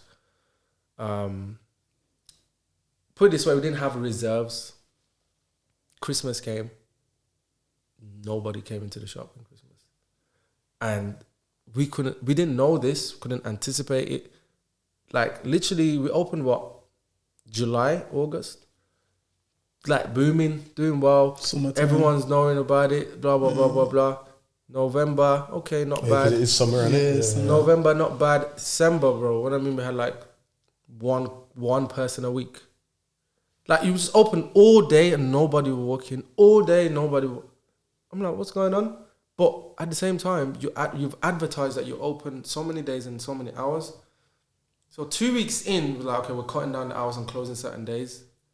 And then after that, I was like, okay, cut down on staff. And then by the time that happened, you're like 10 grand in debt from staff payments or bills or rent and this and that. You're like, fuck. Why was December so dead? Yeah. Didn't even know why. I still don't know why up to today. I feel like it's a seasonal business, isn't it? Yeah, but look, go on Ladypool Road. Is December quiet? No, it's a mixture of like seasonal business, location, social media, and that wasn't popping back then as much. Dessert shops were like new. Nobody knew and understood the concepts properly. I think if you look at the best dessert shops here, they're not just dessert shops. They have like an atmosphere in there. So even when, but that's because of now. That's because of what the world's. Now you know what I'm trying to say. But back then, yeah. they just made a dessert shop. If you was to make a dessert shop right now, I know it would be the best dessert shop ever because it would just have elements of everything. Yeah. Whereas before then, you could only make a shop of like every shop. A toy store was a toy store. A game shop was a game shop. But now toy stores have got slides and play areas for people to play whilst they're looking for stuff. Or like the game shops now have gaming PCs so you can play and stuff now. So that's advancements that had to happen over time. Yeah. At that time again, we're talking about, you know what I mean, 7, 8 years ago. Because there's dessert shops everywhere now, bro. Now everywhere. And people know what it is. They understand the concept. It's a sit down, eat thing. It's wait 30 minutes for everything to be put together kind of thing. Do you know what I mean? And profit margins are high as well, isn't it? Because a waffle, you can buy a packet of waffle mix for £5, bro, and sell a waffle for £5. one waffle for one waffle. Yeah. Even 100%. milkshakes and that. Yeah. But yeah, so again, another lesson, always have reserves because you never know what's coming, especially in a new business where it's not just a new business, a new concept in a new city, and it's a new business. If you don't have reserves, because you don't understand the flow of the market yet, you don't understand the seasonal trends and behaviors yet, because it's a new concept. If we knew that, then we'll be like, December's dead, cut down, close these days because people are focused on Christmas. But we thought Christmas would boom. I mean, we're right in the middle of town, you know, bag of people walking to go shopping, but nobody's coming to have desserts. I was like, what the hell is going on? But that's something that you learn. And bro, it was amazing. We had 5-star reviews. We had amazing reviews. People loved it. It wasn't anything to do with the product, anything to do with anything we were doing. Everybody, the whole city knew about this place. It was the most popular place. But customer behavior was saying that people in Worcester at Christmas did not care about desserts at all. Do you know what I mean? But we didn't know that. Yeah, it's interesting. And it's like you just get caught unawares, and you're just like, oh crap. And it's like you either go find 10 grand to cover that loss, keep going, or you call it quits because you ain't even made 10 grand in profit yet. Do you know what I mean? You're like, As much as I honour the keep going thing as well, I also honour a man that can also throw in the towel when it's time to do so. Yeah. That's interesting. Because it was one of those where the landlord was so on it. If you did not pay for the month, bro, that door's getting locked. he was a CUNT. Do you know what I mean? Like he was one of those. So it wasn't like, oh yeah, we're gonna send letters, and 3 months later we get to make the trade back and catch up on that. He was ready to close that door from when we didn't pay the day. You know what I mean? He wanted his money and he wanted it straight. And honestly, if I was a landlord, I'd be on the same exact stuff. I'd be on the same thing. That's how you work with the council, innit? well, the council don't own premium locations in town and shops. They can't own everywhere. Do you know what I mean? Yeah. So yeah, that was the situation. Another one to learn from. Do you know what I mean? And it wasn't something complicated, simple, but lack of knowledge and lack of, you know what I mean. If you had, I don't know. I'm trying to think who could have helped us predict that. I think Heavenly Desserts. Desserts, yeah. That's if you had a relationship. Nah, with no, them. that's just me saying it, but Yeah, But but remember your competition technically. they don't know that though. Well, Like, you know what's crazy? Yeah. people kind of knew us from the club at that time. Do you know what I mean? So and it was a very limited niche as well. So it's not like the dessert shops were booming around, and you could. Sorry, go on. I was gonna say, like, you could just ask about, like, obviously we know people that obviously have like food spots and all that stuff, so you can ask them and they'll be more than happy to tell, man. You know what I find though? You see, if you go into a business and you speak to the employees there, they'll give you all the information. Like, you could just sit there and be like, oh, so what's this like in Christmas times? Like, oh yeah, we're busy. We start to have this menu now. Start to sell this. Like, people naturally talk, but it's just like. But is it enough though? Is that enough? You can 100% get out. No. It's. I don't know if it's enough, but it's definitely adds towards the completion of what you need. But you know the mad thing about it, Heavenly Desserts was busy. Yeah. Because it's in Birmingham on Ladypool Road. So the information they gave us would have took us completely the wrong way. Yeah. So it's fine to ask them, but nobody was in Worcester with a new concept like desserts at Christmas. So there was nobody to everything. Behaviors, mindset. Bro, they didn't have a clue about that concept. It took ages. Even after we left, it took 2-3 years for them to really understand what, that concept was. So sorry, there was this business and there was like a steakhouse business. Which one was the one that got sold? The steakhouse. Steakhouse got sold, and then this one you just closed shop. Okay, cool. Yeah. All right. So after this one, where does 101 fit into this? So after this one, at this point, we're really feeling hella defeated. And I'm my third tries. Do you know what I'm saying? Is that you and Leon's third attempt or second? Second attempt together, but third for me personally. Fourth even, because I was working with the other guy doing audio visual. Even the I think he can't see the student one. Yeah, that's 4. Yeah, okay, yeah. that's So 4, that's the club, that's the student delivery, that's the audio visuals, and then now the dessert parlor. You don't happen overnight, people. So now I'm just like, damn, like, what are we doing wrong? What am I doing wrong? So sorry, how long was this span? Like 10 years, 10, 15 years? Which? Between like you first try and do something and then to like... No, this is nearly every other year or every year. So what's the time period like where you started the first one up until now, where it's like not up until now, but up until 101? 5 years. 5? Well, how if you started the snack up thing 8 years ago? No, I mean between when we did the club, the first Tiba and 101. No, but I'm saying like, so your first entrepreneurial expedition, that was how long ago? That was 21. So you was 21 then?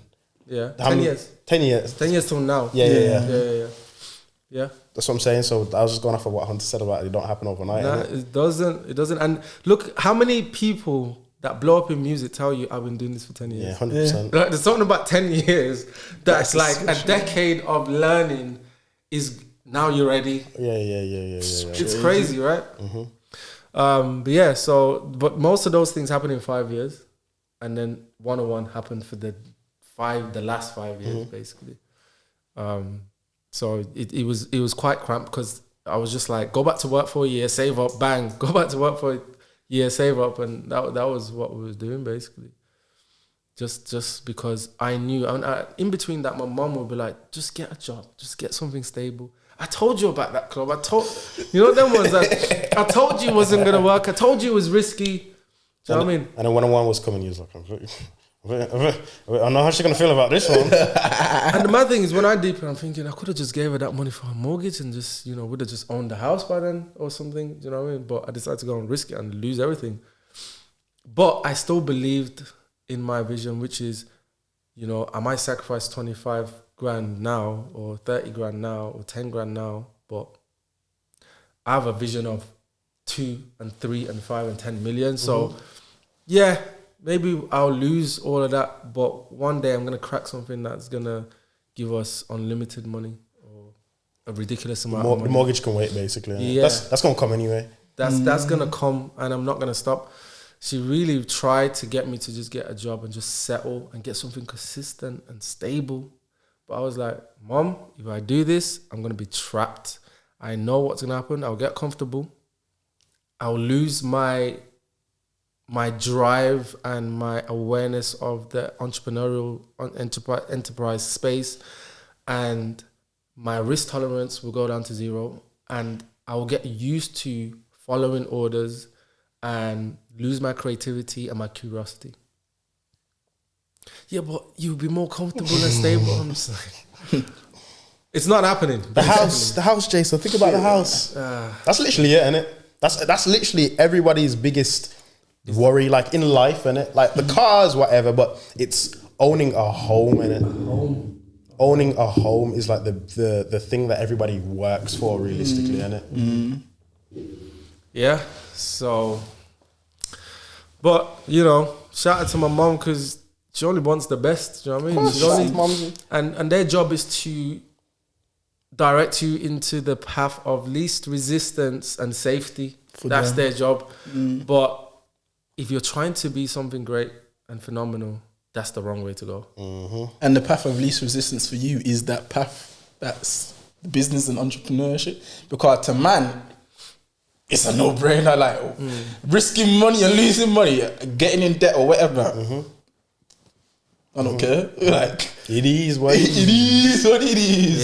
Yep. Like it's just that's what keeps man sane. You'd be surprised how many people struggle with that concept though, and accepting that and being brave enough to actually enter that space.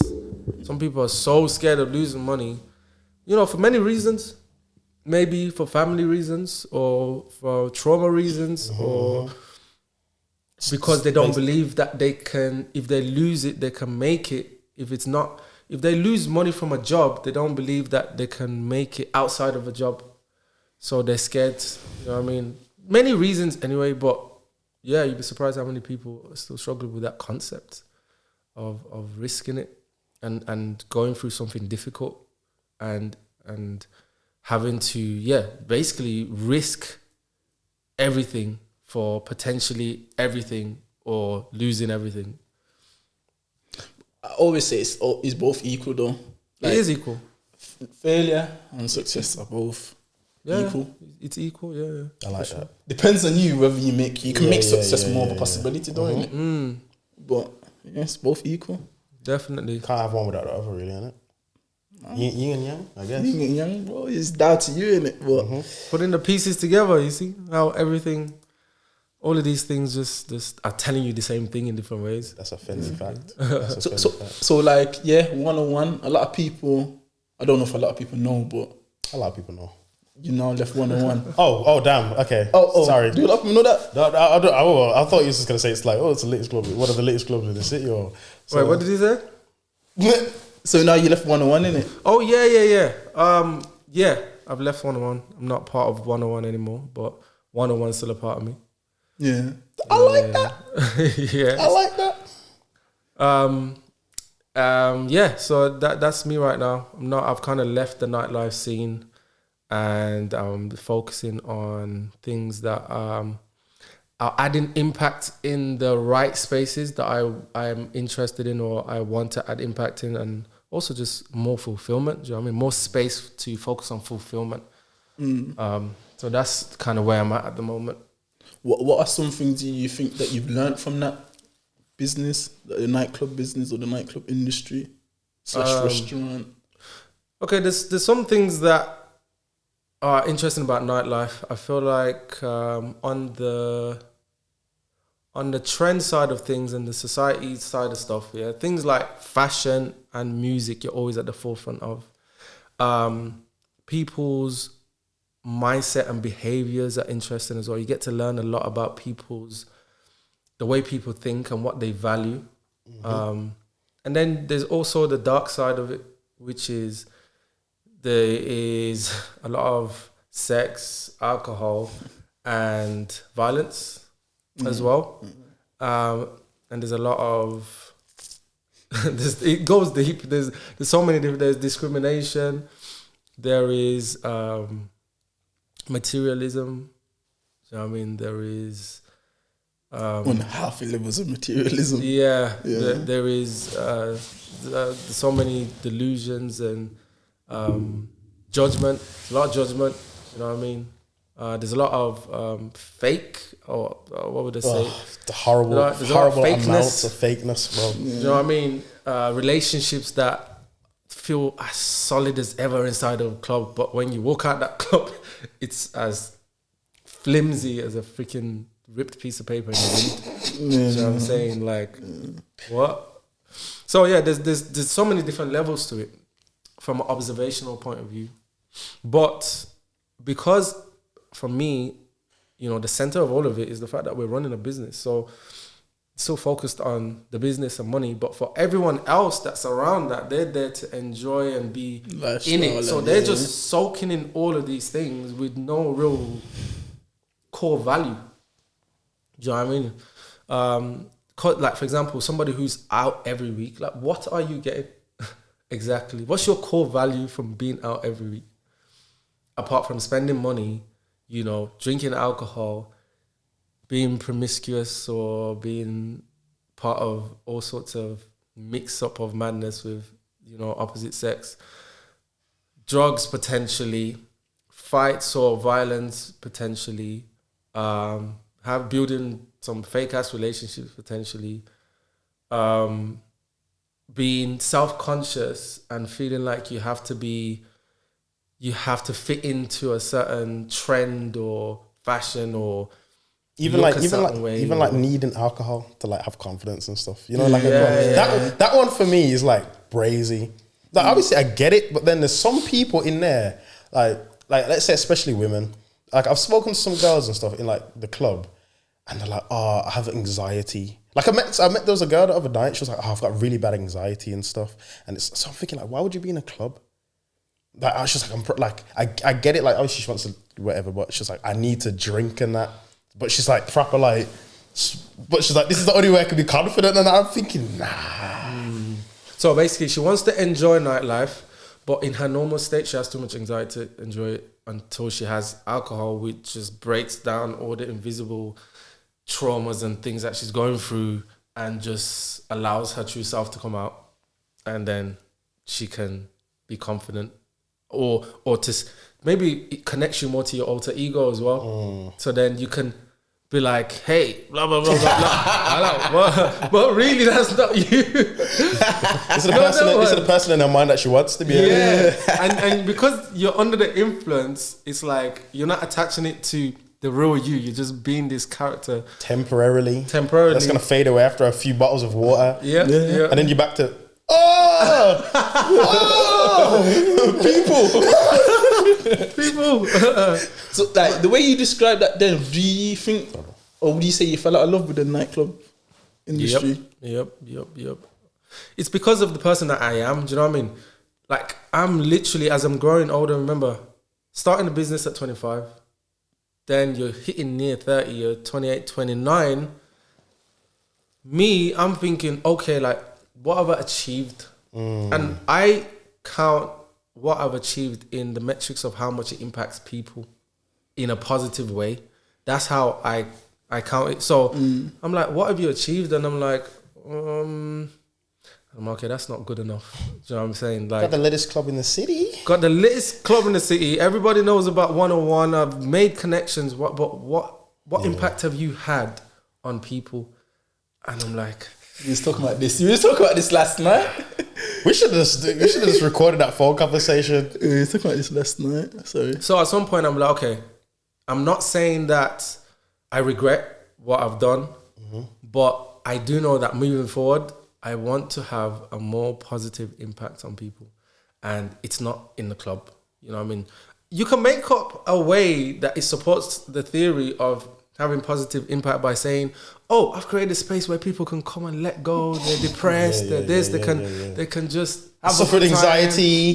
time. Yeah. I can make up that story to support it, but the truth is no. No. It is not a positive impact. As well as, you know, we can say that, but how many people have become drinkers that wasn't drinkers? How many people have got pregnant?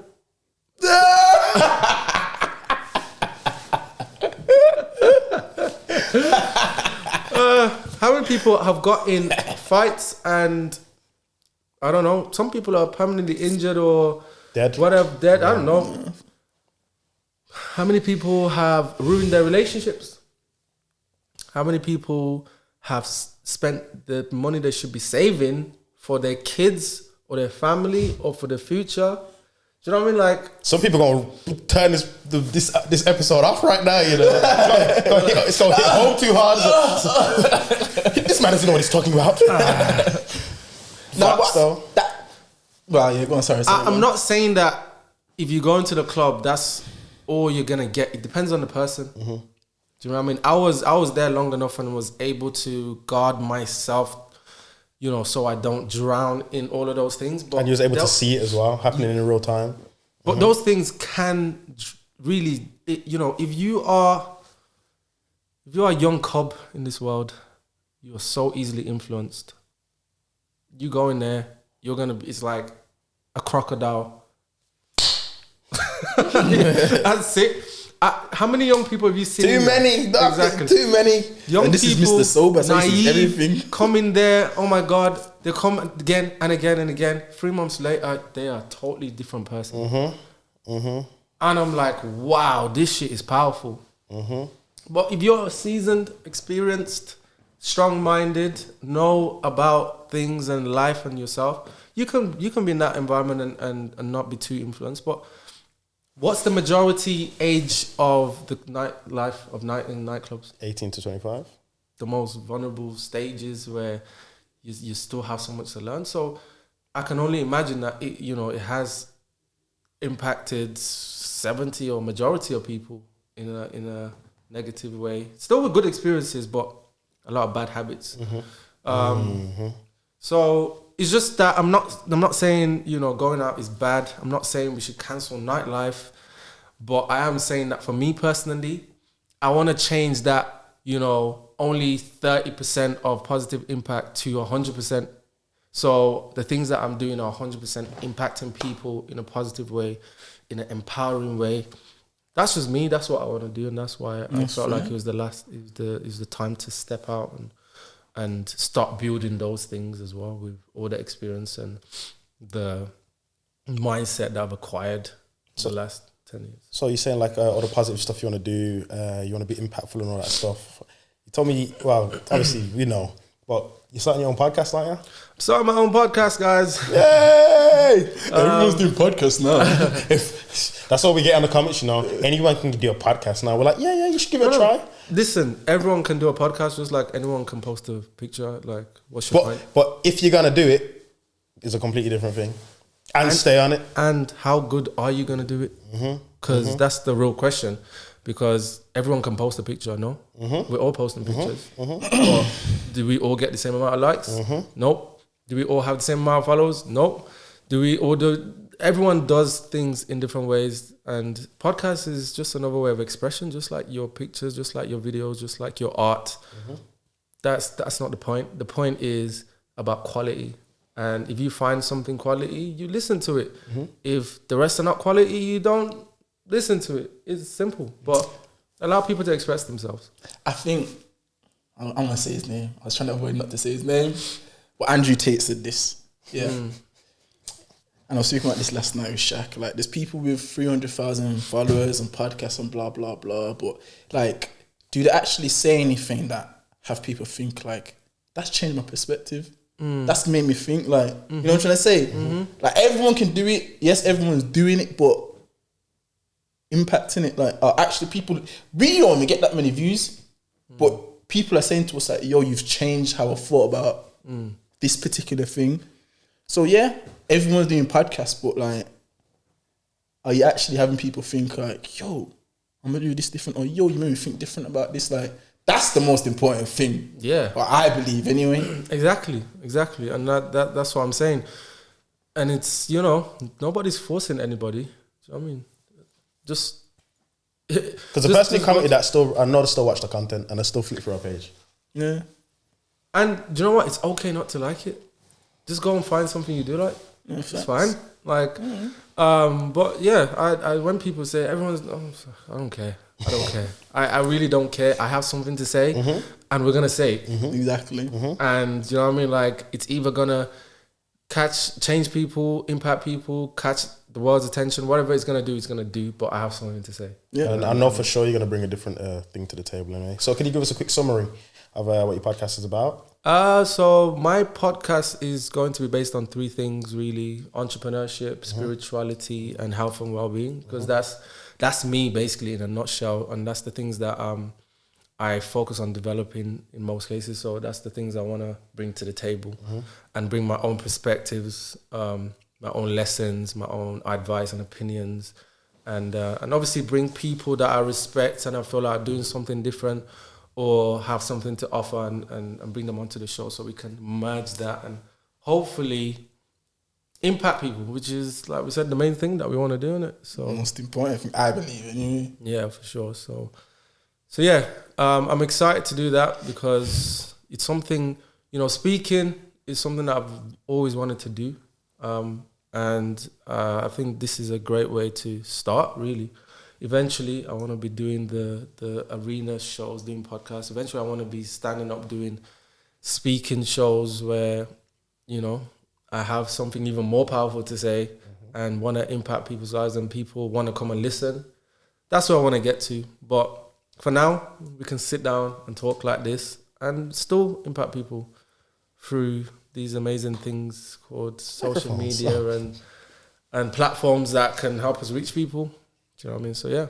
When's the first episode dropping? I don't know yet, but the first episode is being shot tomorrow. Okay. But I can't tomorrow tell you. as in what? Tomorrow, Wednesday. 23rd of November. 23rd of November, that's going to be...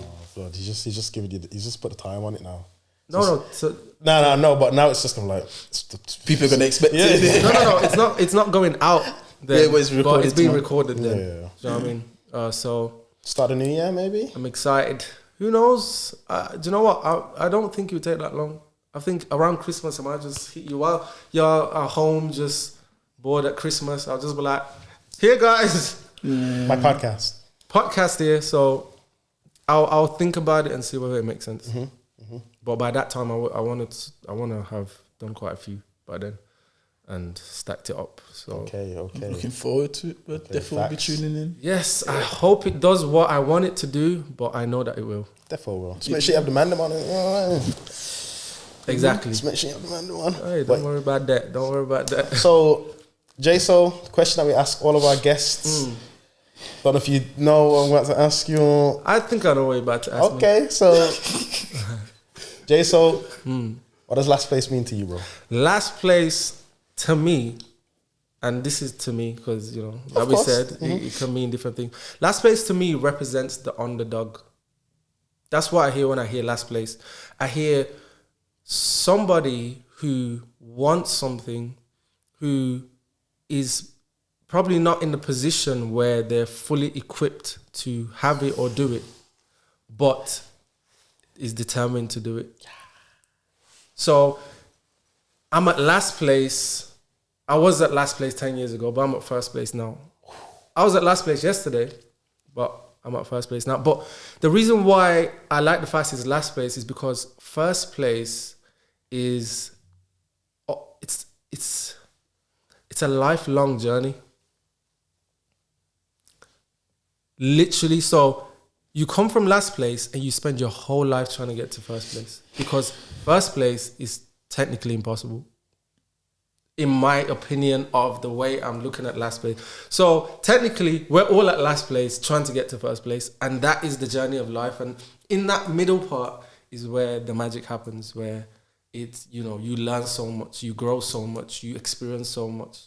Do you know what I mean? And that last place starting point is a beautiful place, because it's like I'm about to embark on a beautiful journey called life.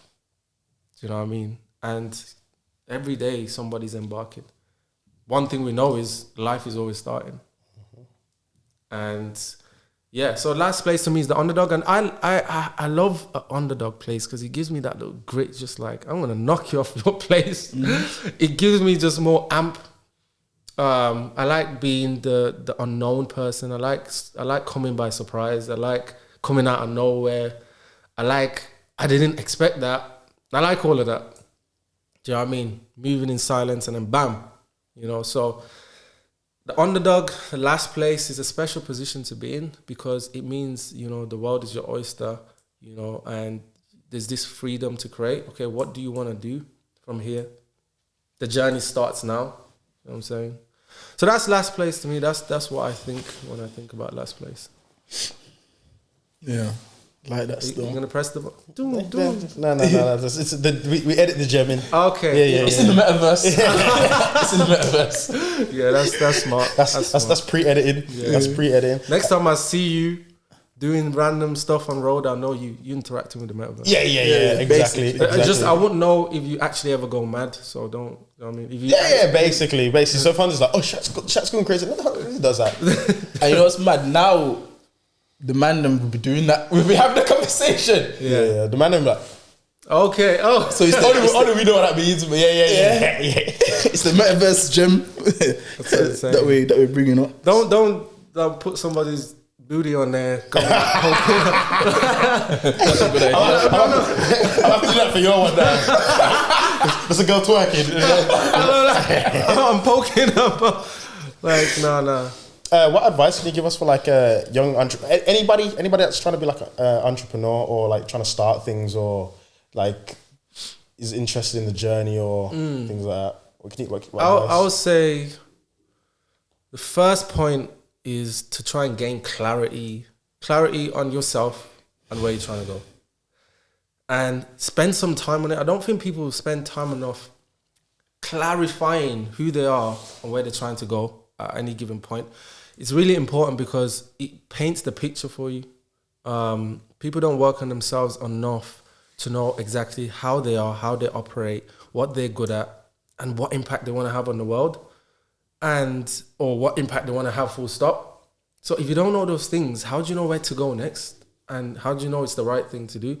But if you spend time getting clarity on yourself, getting clarity on the world, and then saying, okay, here's me, there's the world. How do I take what I'm trying to achieve and put it there? And you don't, in most cases, you don't even need to try hard because it spells it out for you.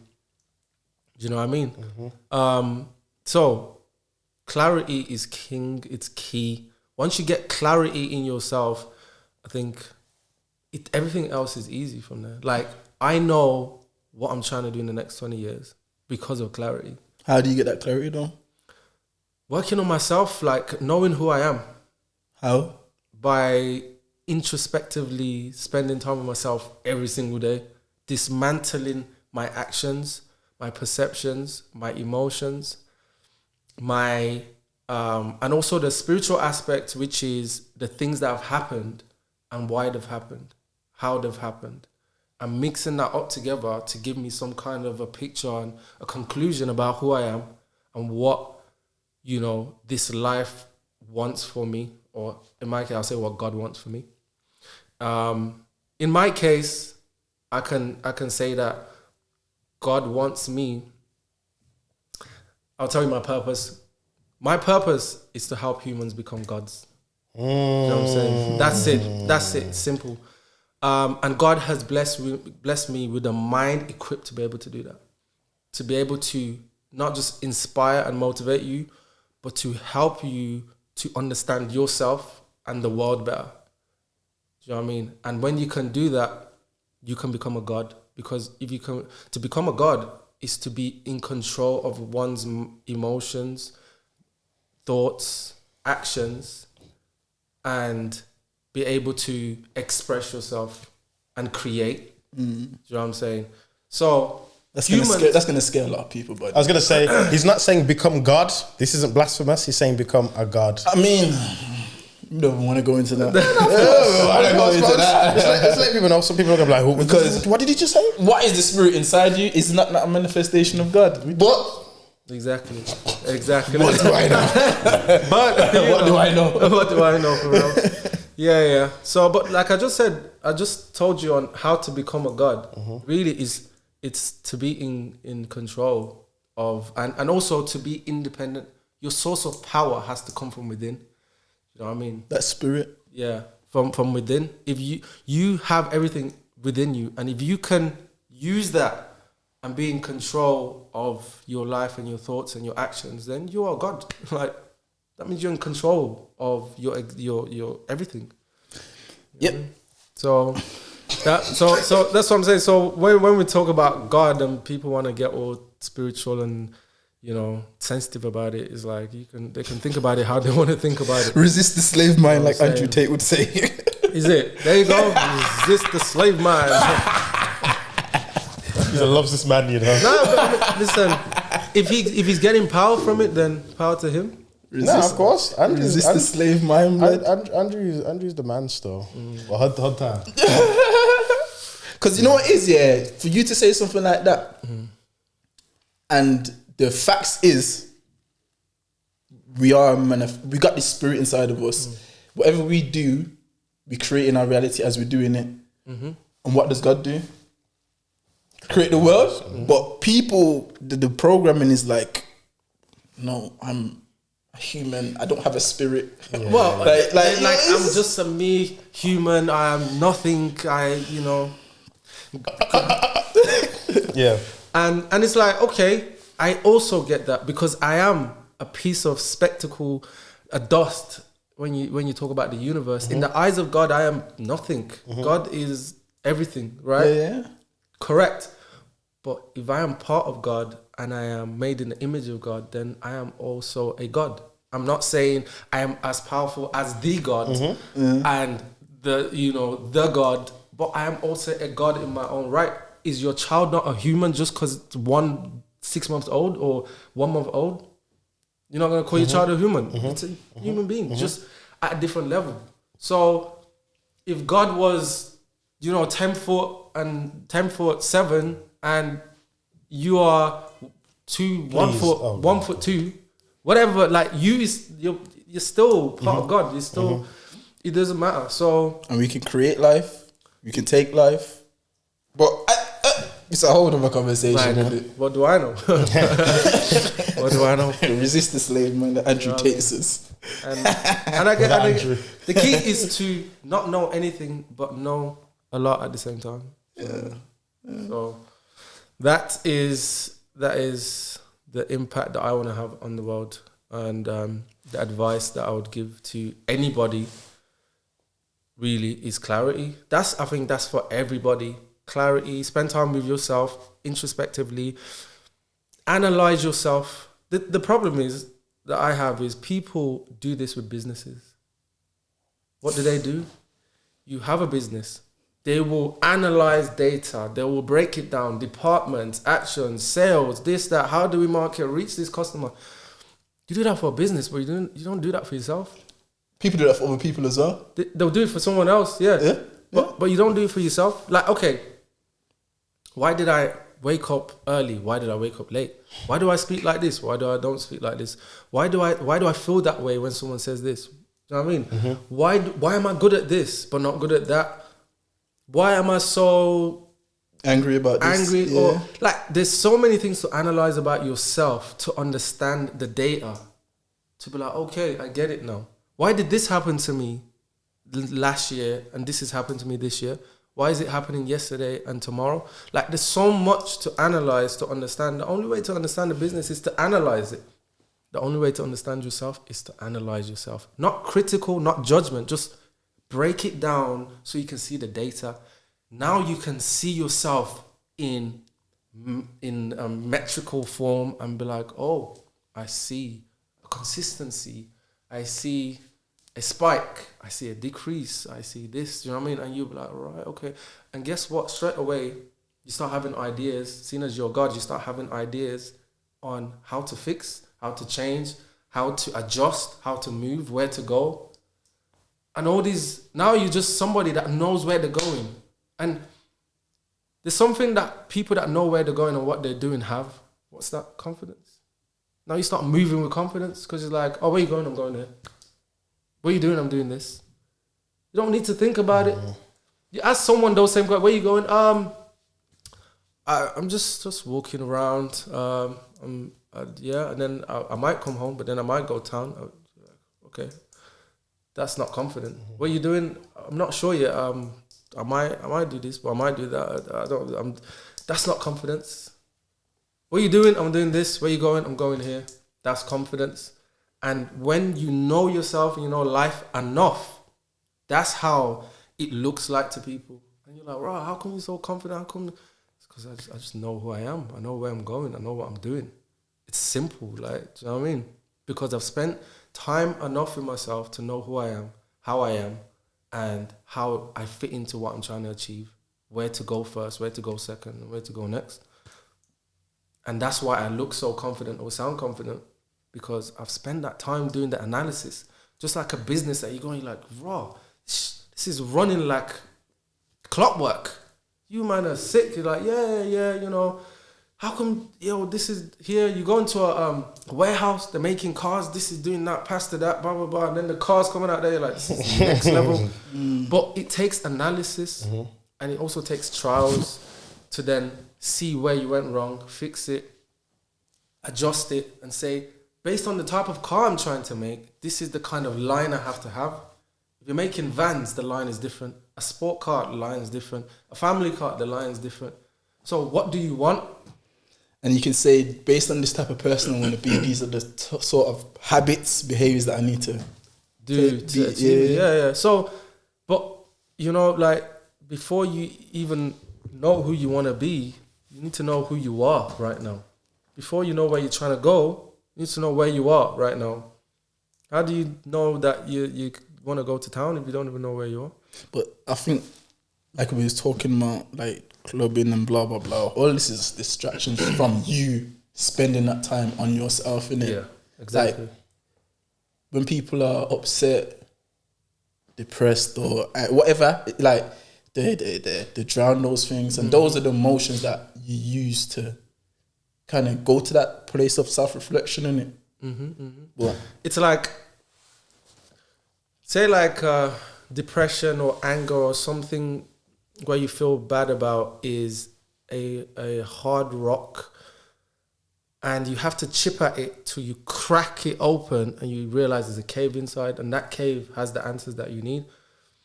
But people just like, oh yeah, this is hard, it's long, like it's a shell, I can't break it, I can't enter it, it's too difficult, it's gonna take work, it's gonna hurt, I can't.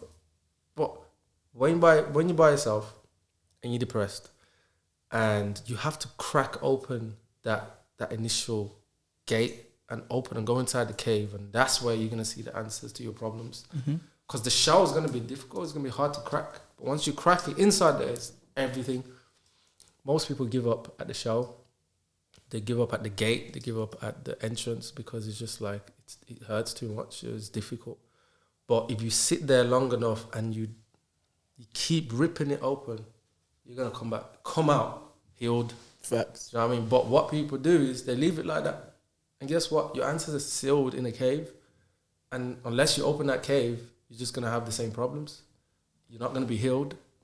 And you're going to be suffering. Yeah. Do you know what I mean? So, yeah, spending time introspectively is key, and I had a lot of time to do that. And do you know what? One of the things that really pushes people into introspective self-development is trauma, or some kind of a big event. Facts. That really destroys you. Facts. To the point that you have to look inside. Facts. And you know what I mean, with all, and I've had my own version, and that's what started me off in my introspective journey of looking inside myself, and it's probably the best thing that's ever happened to me. Same. The worst thing that ever happened to me is the best thing that ever happened to me. Same. Perspective, innit? Some people don't come out the other side of them things. Same. Because you remember that time when I first started to go to the gym, and I telling you, this is the first time I started to go to the gym, and you told me to go to the gym. That was my moment. That was my moment. That was my moment. Cause I was just doing so much bogged down. That was my moment still. And then since then, I just went on a mad journey and woke. No. Don't make me. You hear that, people? Go to the gym. I'm woke. Oh wow. Yeah. Everyone goes through that still. Yeah, Everyone goes through that. It's in different ways. Yeah, for sure. And I just want to be here to help people navigate that. You know what I mean? In a way that helps them feel more confident to navigate their thoughts, their emotions, their actions, and themselves. Because, like I said, once you know yourself, you're a good man. Because guess what? No one can tell you who you are. No one can force things onto you that you don't want. And no one can delude you into being something that you're not neither. Do you know what I'm saying? So then, because a lot of people are what? I'm seeing people and I'm like, that's not you. Who deluded you or sold you the story of, either by hanging around people. Look at a lot of the young people in the areas that are more disadvantaged or in areas where there's a lot of issues and troubles. They get dragged into it, not because that's who they are, but because they buy into or are sold a story of some kind of brotherhood, postcode, or some kind of agenda. Do you know what I mean? Like postcode, like are you a postcode, bro? Like, when did your mom raise you? Like your dad said, listen, we need to defend this postcode. You need to fight for your street, son. Yeah, like that's who we are in this family. We fight for our postcode. Like, no. Like your parents did not do that, but somehow you went into the world around people that somehow sold your story that's who you are. Like we're shedding blood for this postcode. Like what?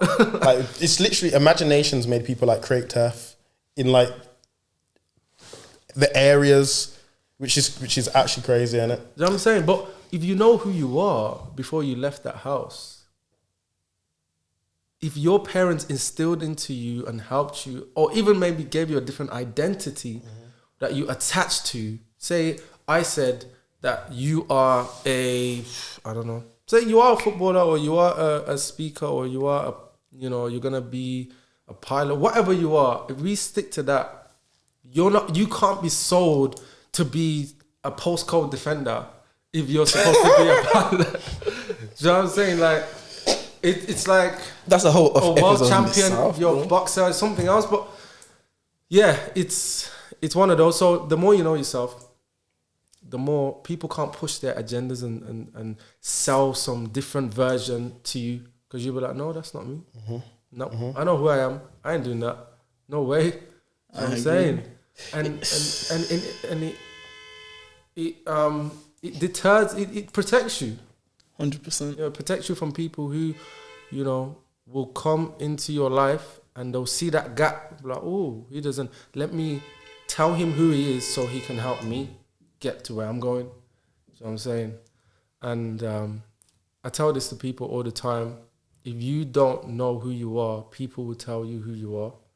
And if you don't know where you're going, people will push you into a direction of where they're going. So... Or you end up following as well. Or you end up following other people and whatever they're doing. So, yeah. And it starts from home, by the way, as well. Even with kids and parents. I've known people that have had issues with their parents, and I have to tell them, I'm like, do you know what the problem is? And they're like, what? I'm like, they don't have confidence in you. They're like, they're not. The reason why they're like this is because they don't have confidence in you. You've not shown them that you're capable of looking after yourself. You've not shown them that you're capable, that you know what you want out of life. If you have a child that doesn't know what they want and you don't think they can take care of themselves, what are you going to do? One, you're going to tell them what to do, or you're going to take care of them by force, which is you're not going out, you're staying in, you're not doing that, you're doing this. And they're also going to tell you what you're doing in life, which is, no, you're going to be an accountant, you're going to be a lawyer, because you've not shown them that you know what you want. But the moment you show them that I know who I am and I know where I'm going, they'll step off. That's every parent's dream. But before that, there's a thin line. They are fully in control or they're fully letting go. They will control your life, control what you're doing and where you're going because you haven't shown it. Or they're going to say, do you know what? I respect that. In fact, I'm so happy because I'm not going to be here one day. And you need to be able to take charge of your life. And now you've shown me that you can. So you go and do what you want. My mum was like that with me. Yeah. So that's, and people are baffled sometimes and they're like, oh crap. I'm like, yes, you have to show them that you know what you want. If they're like, you're going to be an accountant, say, no, I'm not. I'm going to be this. Are you sure?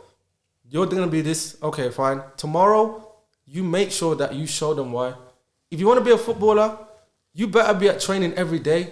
They need to know that you believe in yourself. If not, they're like, stop that shit. Don't tell me you're a footballer, but you're out here playing FIFA. It doesn't make sense.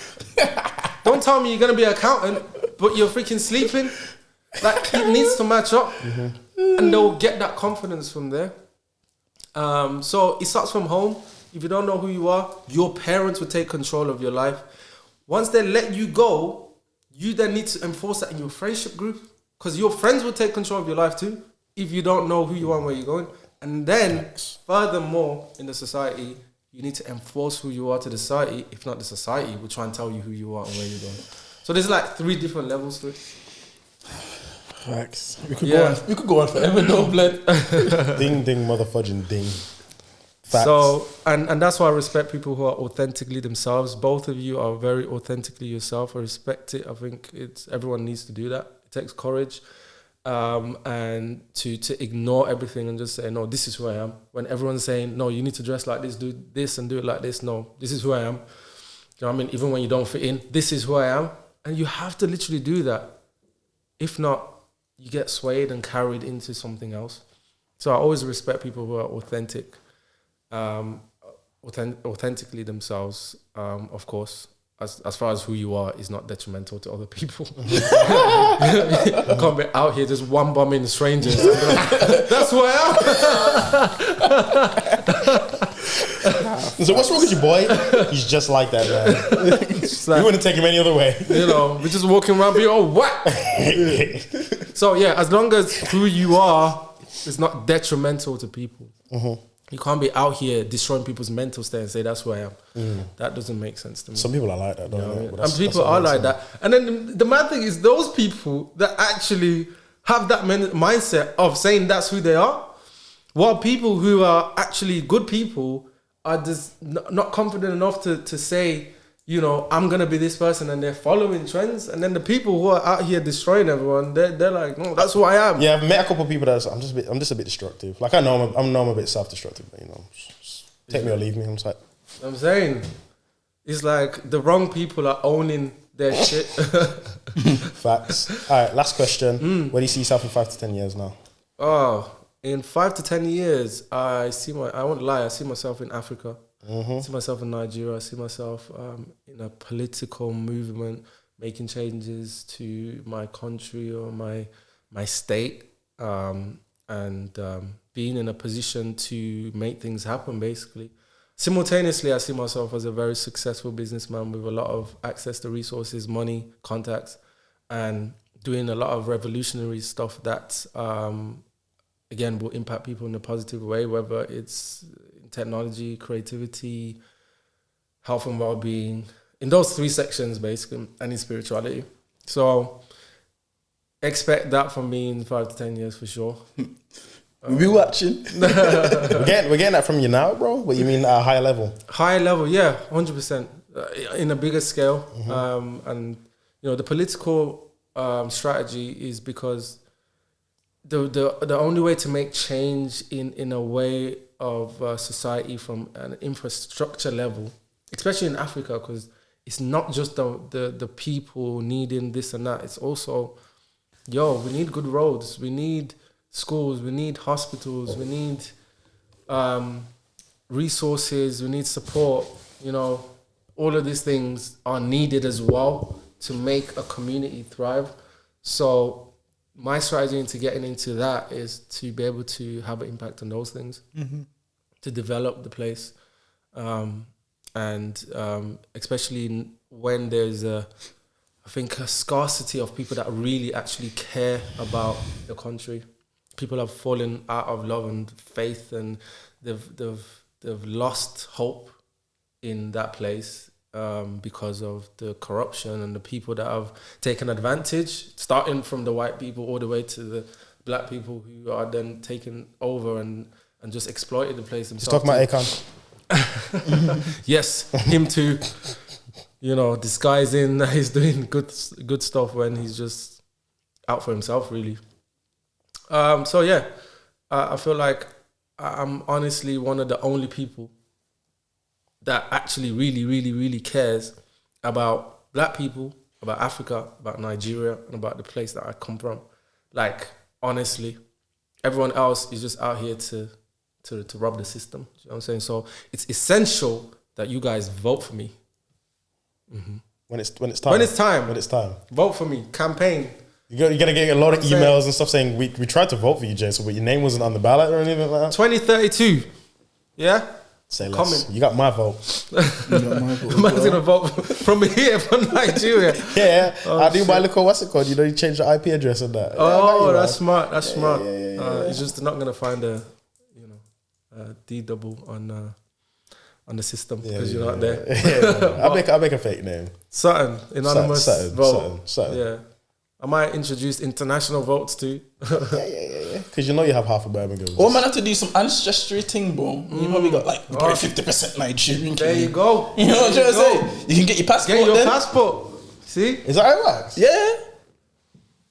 I think so. Yeah, that's how it works. Yeah. Yeah. Oh shoot. If you can show that you've got some sort of nationality within the country, bloodline. yeah, you can get that, Killy. See, do it. Wherever it is, even if it's Ghana, we'll get your passport. That's how people have multiple passports. Ah. Not Andrew Tate though. He ain't got his from ancestry. He's mixed race though. So he's gonna have a deeper probably ancestry. a quarter, innit? Nah, his dad's black. His dad What? is a black male. No way. Yeah, African American. Bro, he looks white to me. Nah, but him and his brother's dad's black. He looks like one of his parents is quarter caste. I'll show you his dad after. Like literally, he looks like one of his parents are like a quarter. Like one of his parents' had a black grandma. Just about like he's got a tint. Like, just about. He looks like a very tan white man in it. Yeah, that's it. I get that. That's it. His features, he ain't got no black features. I'll show you his dad after. No way. Oh, you know the family? Oh, yo, that's a part of it. Actually, it's my guy. My guy. All right, cool. So just before we wrap up, we're going to do a segment that we always do, Tune of the Week. Yeah. Tune of the Week. Man, I was looking forward to that. We're going to go with Hunter first. There's been a lot of good music this week. Been too much good music, blood. I have to give it to Ash Trillis, Glitter and Gold. Okay. I think it's on Spotify. That's the one you sent in the group chat over there, isn't it? Yeah. I need to check that one out still. Cold. Yeah. I've known my man since young. We don't speak like how we used to speak, but I think he's very talented. I've always said he's talented. You know. I always praise my man. I think he's very, very... He's been like that since my man's been young though. Like as kids writing lyrics and music. Like my bars were just basic. He would write and I'd be like, what the how the fuck? age he was at as Yeah, well. could a kid write this? Like, when people see them kids on YouTube and they're rapping and it's like, you did not write those. Like he was that. He was actually writing those. Yeah. He was Damn. that. And like now to see him, the most recent song that is released, how it sounds, how the video looks, yeah, it's just I'm like, fucking hell, like he's actually Come a long way. Yeah, but he's not been consistent on music because of life and that. But I'll always forever say he's got so much potential. Super talented. But yeah, that's my tune of the week. Still, that's my tune of the week. You know your tune of the week? If you don't, I'll do mine. I wouldn't say tune. I would just say maybe artist, which is You don't work like that, JEISO. no. You don't work like that. Okay. Add it to the Spotify playlist. Nah, I've not listened to any music really. Don't do that. You can't be the first one. Nah, bro, I can't. We was listening to music in the car, bro. You just said, yeah, this is the hottest artist right now. Yeah, the artist, but like, that means just pick one of his songs then, because that's probably all I've been listening to. Terminator, Ashake, Nigerian artist. If you know him, he's like the biggest artist right now, and yeah, he's dope. So I'll say Terminator. See, look how nice and easy that was, JEISO. Okay.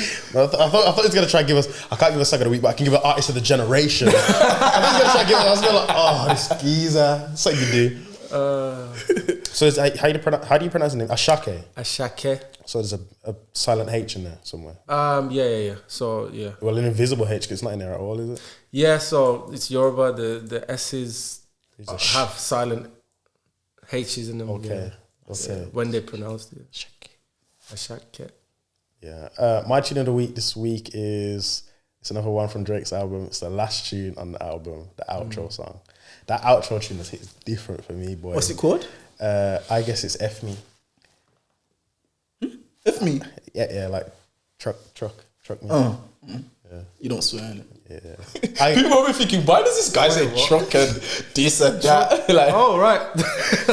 I guess it's F Me by Drake. I think that's the most amazing. Remember when I was singing it when I came to your house? He's like, what is that song? Yeah. I just kept singing it and just like, what is that? But yeah, that outro, bro, is amazing. At first, it's like, what's the point of this? No drums, nothing. The vibe of the outro had no sort of similarity to any of the other previous songs on the album, but it's grown on me and it's like my favorite tune now.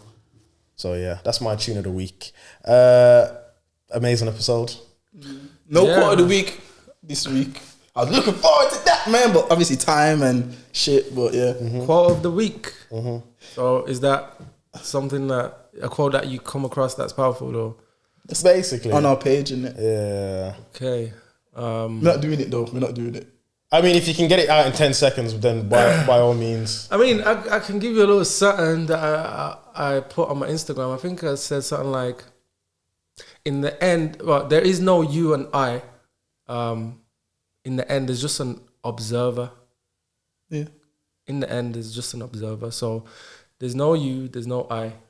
There's just an observer. So in the core of who you are is just an observing spirit, because you're not your thoughts. You're not your actions. You're not your emotions, and you're not your body. It's consciousness. You're just a conscious observer. That's it. This is why death is not scary. I mean, that's the whole other conversation. I had to go to a whole other place, bro. Part two. Yeah, part two. In the next season. Yeah, but we could have easily sat here for 8 hours, bro. Yeah. Could have stood up, took a break, shook around a bit, stretched, and then... It's hard to see before you start. Maybe because I've not been doing it. I told, man. As you go along, I can see how you can end up being here for hours. 100%. Told, man. 100%. And every sentence diverts into 5 different topics that you can break down and go into. But yeah, man.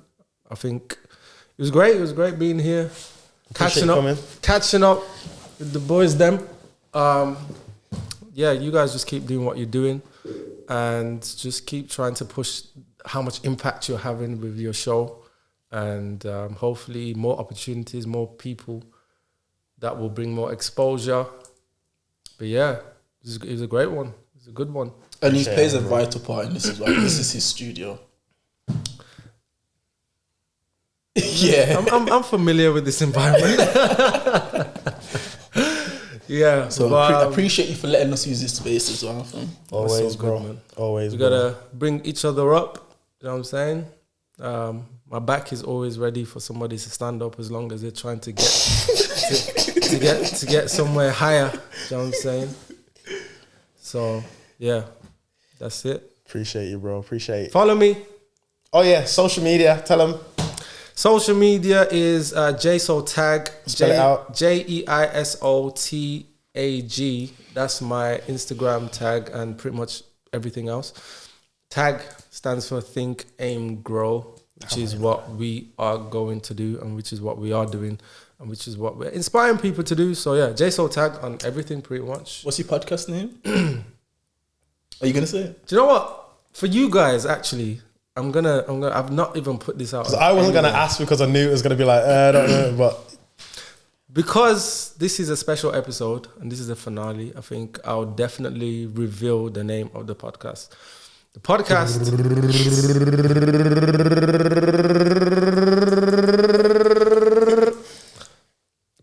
going to be called Potential Podcast. Yeah, that's what it is. And this year, definitely we're dropping an episode or two. But yeah, just watch out for Potential Podcast. We're about to push potential to its limits. Love that. Absolutely love that. Thank you for coming again, bro. Appreciate you for coming. Appreciate you for allowing us to be here also.